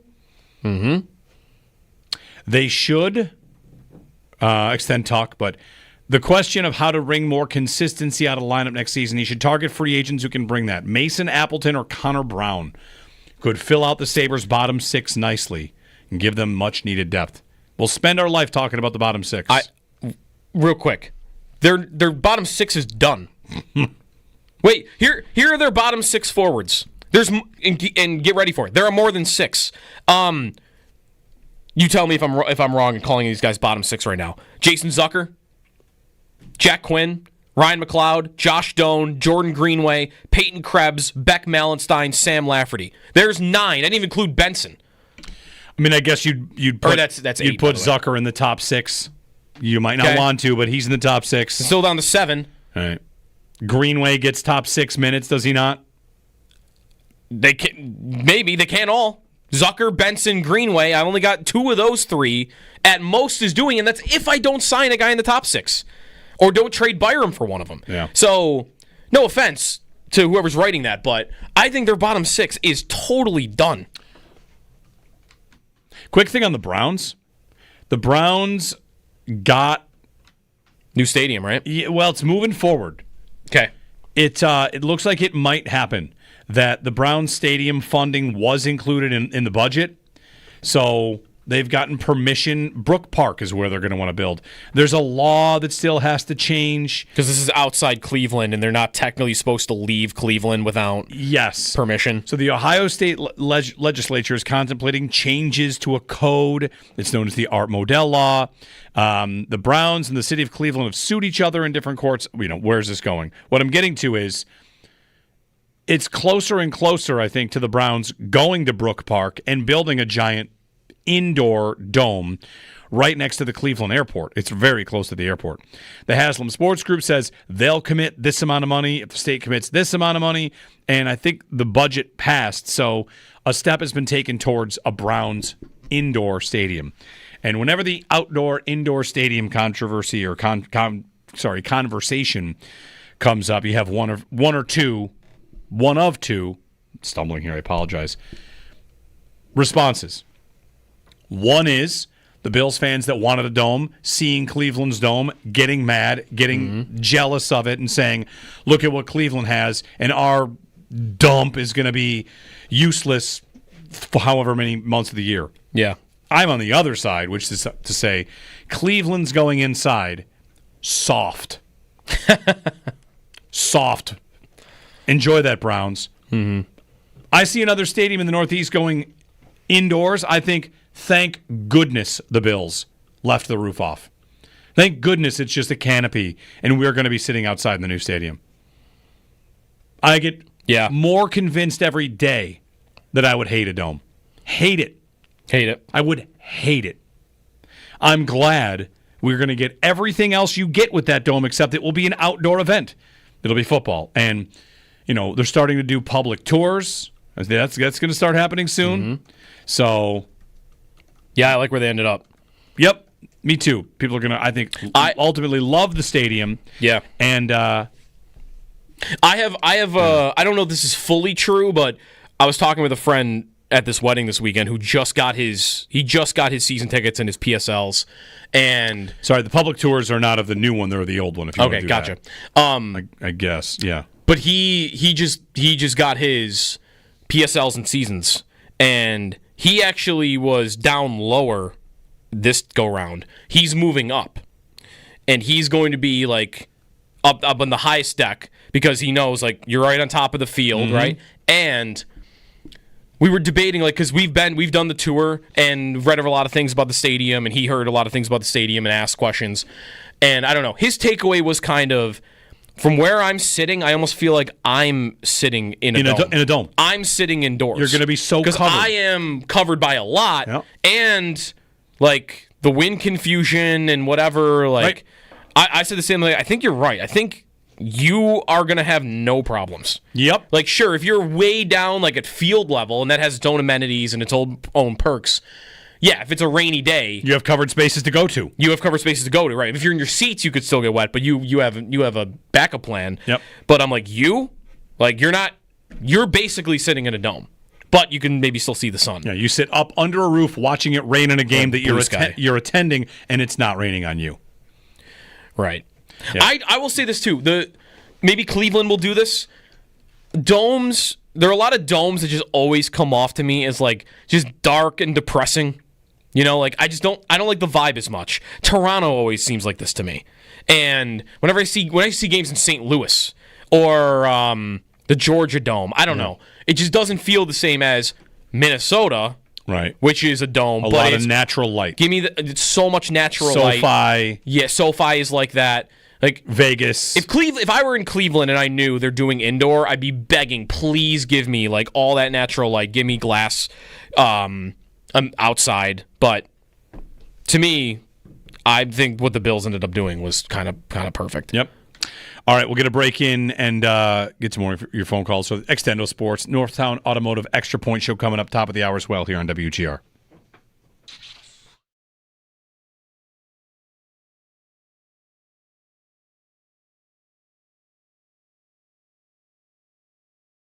Places you put your sunglasses. My truck has a little holster up there.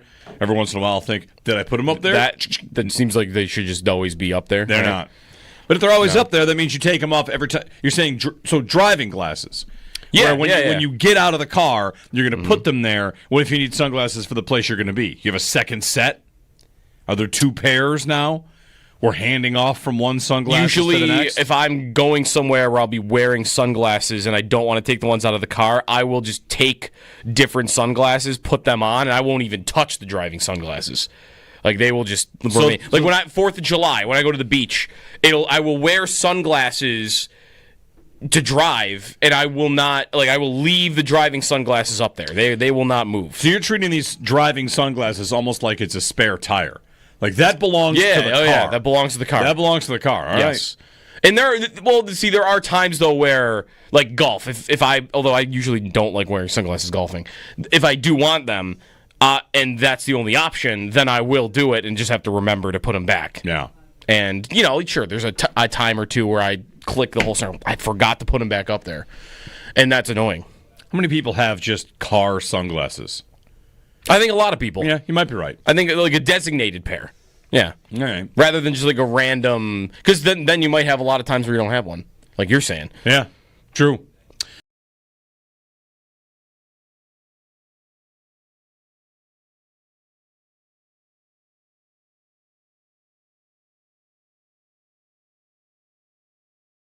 So stat of the day. Saturday's powered by Empire Electric, your residential neighborhood electrician. Visit EmpireElectricians.com. Sabres drafted a bunch of big defensemen. Yep. Big, 6'5", 6'6", 6'3". And this is kind of getting to the point about, you could look at your own team or you could look at the entire league. So did everybody. Everybody added big defensemen. Everybody.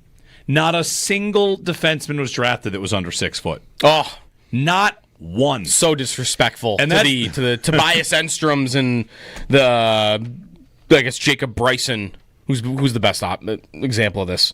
Torrey Krug. Can I go Torrey Krug? Torrey Krug weeps. I always liked Torrey Krug. So now the question becomes, what will the biggest addition they make this offseason be? Will it be Kesselring?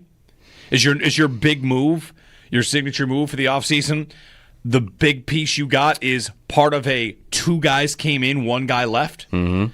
Because that's a pretty sad offseason to me.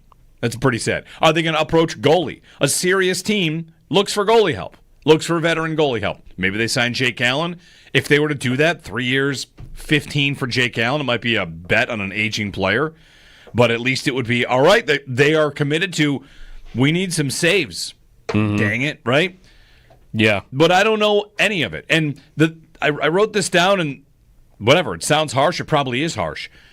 As I'm watching their trades and watching their draft and watching what they're doing, I see players moved and players re-signed. That was a part of the Bills' offseason, right? The Bills had a relatively pedestrian offseason. The big part was signing their own guys that are good. Mm-hmm. So you'd point to, well, yeah, sure, here's the draft and here's free agency, but we also locked up 4 players we like a lot. All right, but that's a busy offseason. That's a good job. I mean, the Sabres don't have extensions anybody's really happy about right now. Jack Quinn. Okay. Jack Quinn. Jack Quinn. Of the Quinn Cousins Paterka line, Quinn's the one that stays.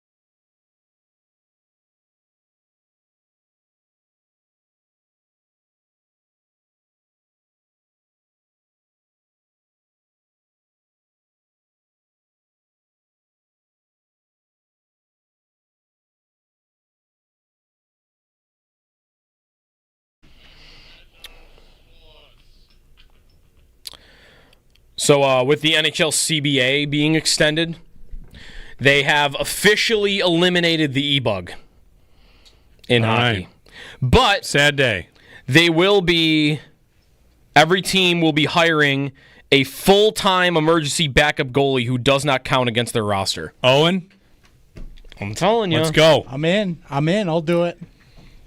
Free tickets, probably? I would hope so. Sit in the stands? I would hope so. Because, again, they're not going to be getting, like, well, I guess, would an ECHL goalie, for instance, would he rather be a full-time backup and never play, or would he rather play for the Orlando Solar Bears? That's a good question. I think there's probably a pretty healthy split among those guys that would probably rather do one or the other. Maybe. You're not really playing hockey, though. You know what I mean? Like, right. You're just if you choose that path, you might practice a couple of times during the year, but you're probably not playing in a hockey game for years. You're just kind of hanging out, waiting to see for your one possible shot to get into a game. I still think Owen should be this team. It should be full-time e-bug. I'm in. I'll do it. I'll play. All right. I feel like I could be functionally a lot probably better than the e-bugs we've seen in the past. 45-year-old Zamboni driver. That guy beat the Leafs. That's true. You saying you could beat the Leafs? No, I think in that game, Owen could have beat the Leafs, I definitely think in that game I could have beat the Leafs. I think that maybe a panda sitting in the crease could have beat the Leafs that game. That was amazing. I was watching that game with your dad. I think all three of us. We were all there at your house. In the living room. Yeah, I was hanging out with them. I'm like, whoa, this is awesome. This is amazing. You were already together, or we was were it like? No, I was over hanging out with them at their house, and it was happening. Yeah, and it happened. Okay, it's a great hockey memory for me watching that game with you guys. Yep. David Ayers, by the way, is the name. Oh yeah. Yep. Amazing. And it was their own Zamboni driver, which yes, made it even funnier. That made it even funnier, right? Yeah, it was awesome. Your own Zamboni driver did it. Yep. Oh. All right, we're back tomorrow. The start of NHL free agency and the assorted stuff that comes with it. We'll see if there's a Byram trade coming today, if there's really anything to report. So stay tuned. Northtown Automotive Extra Point Show coming up here on WGR.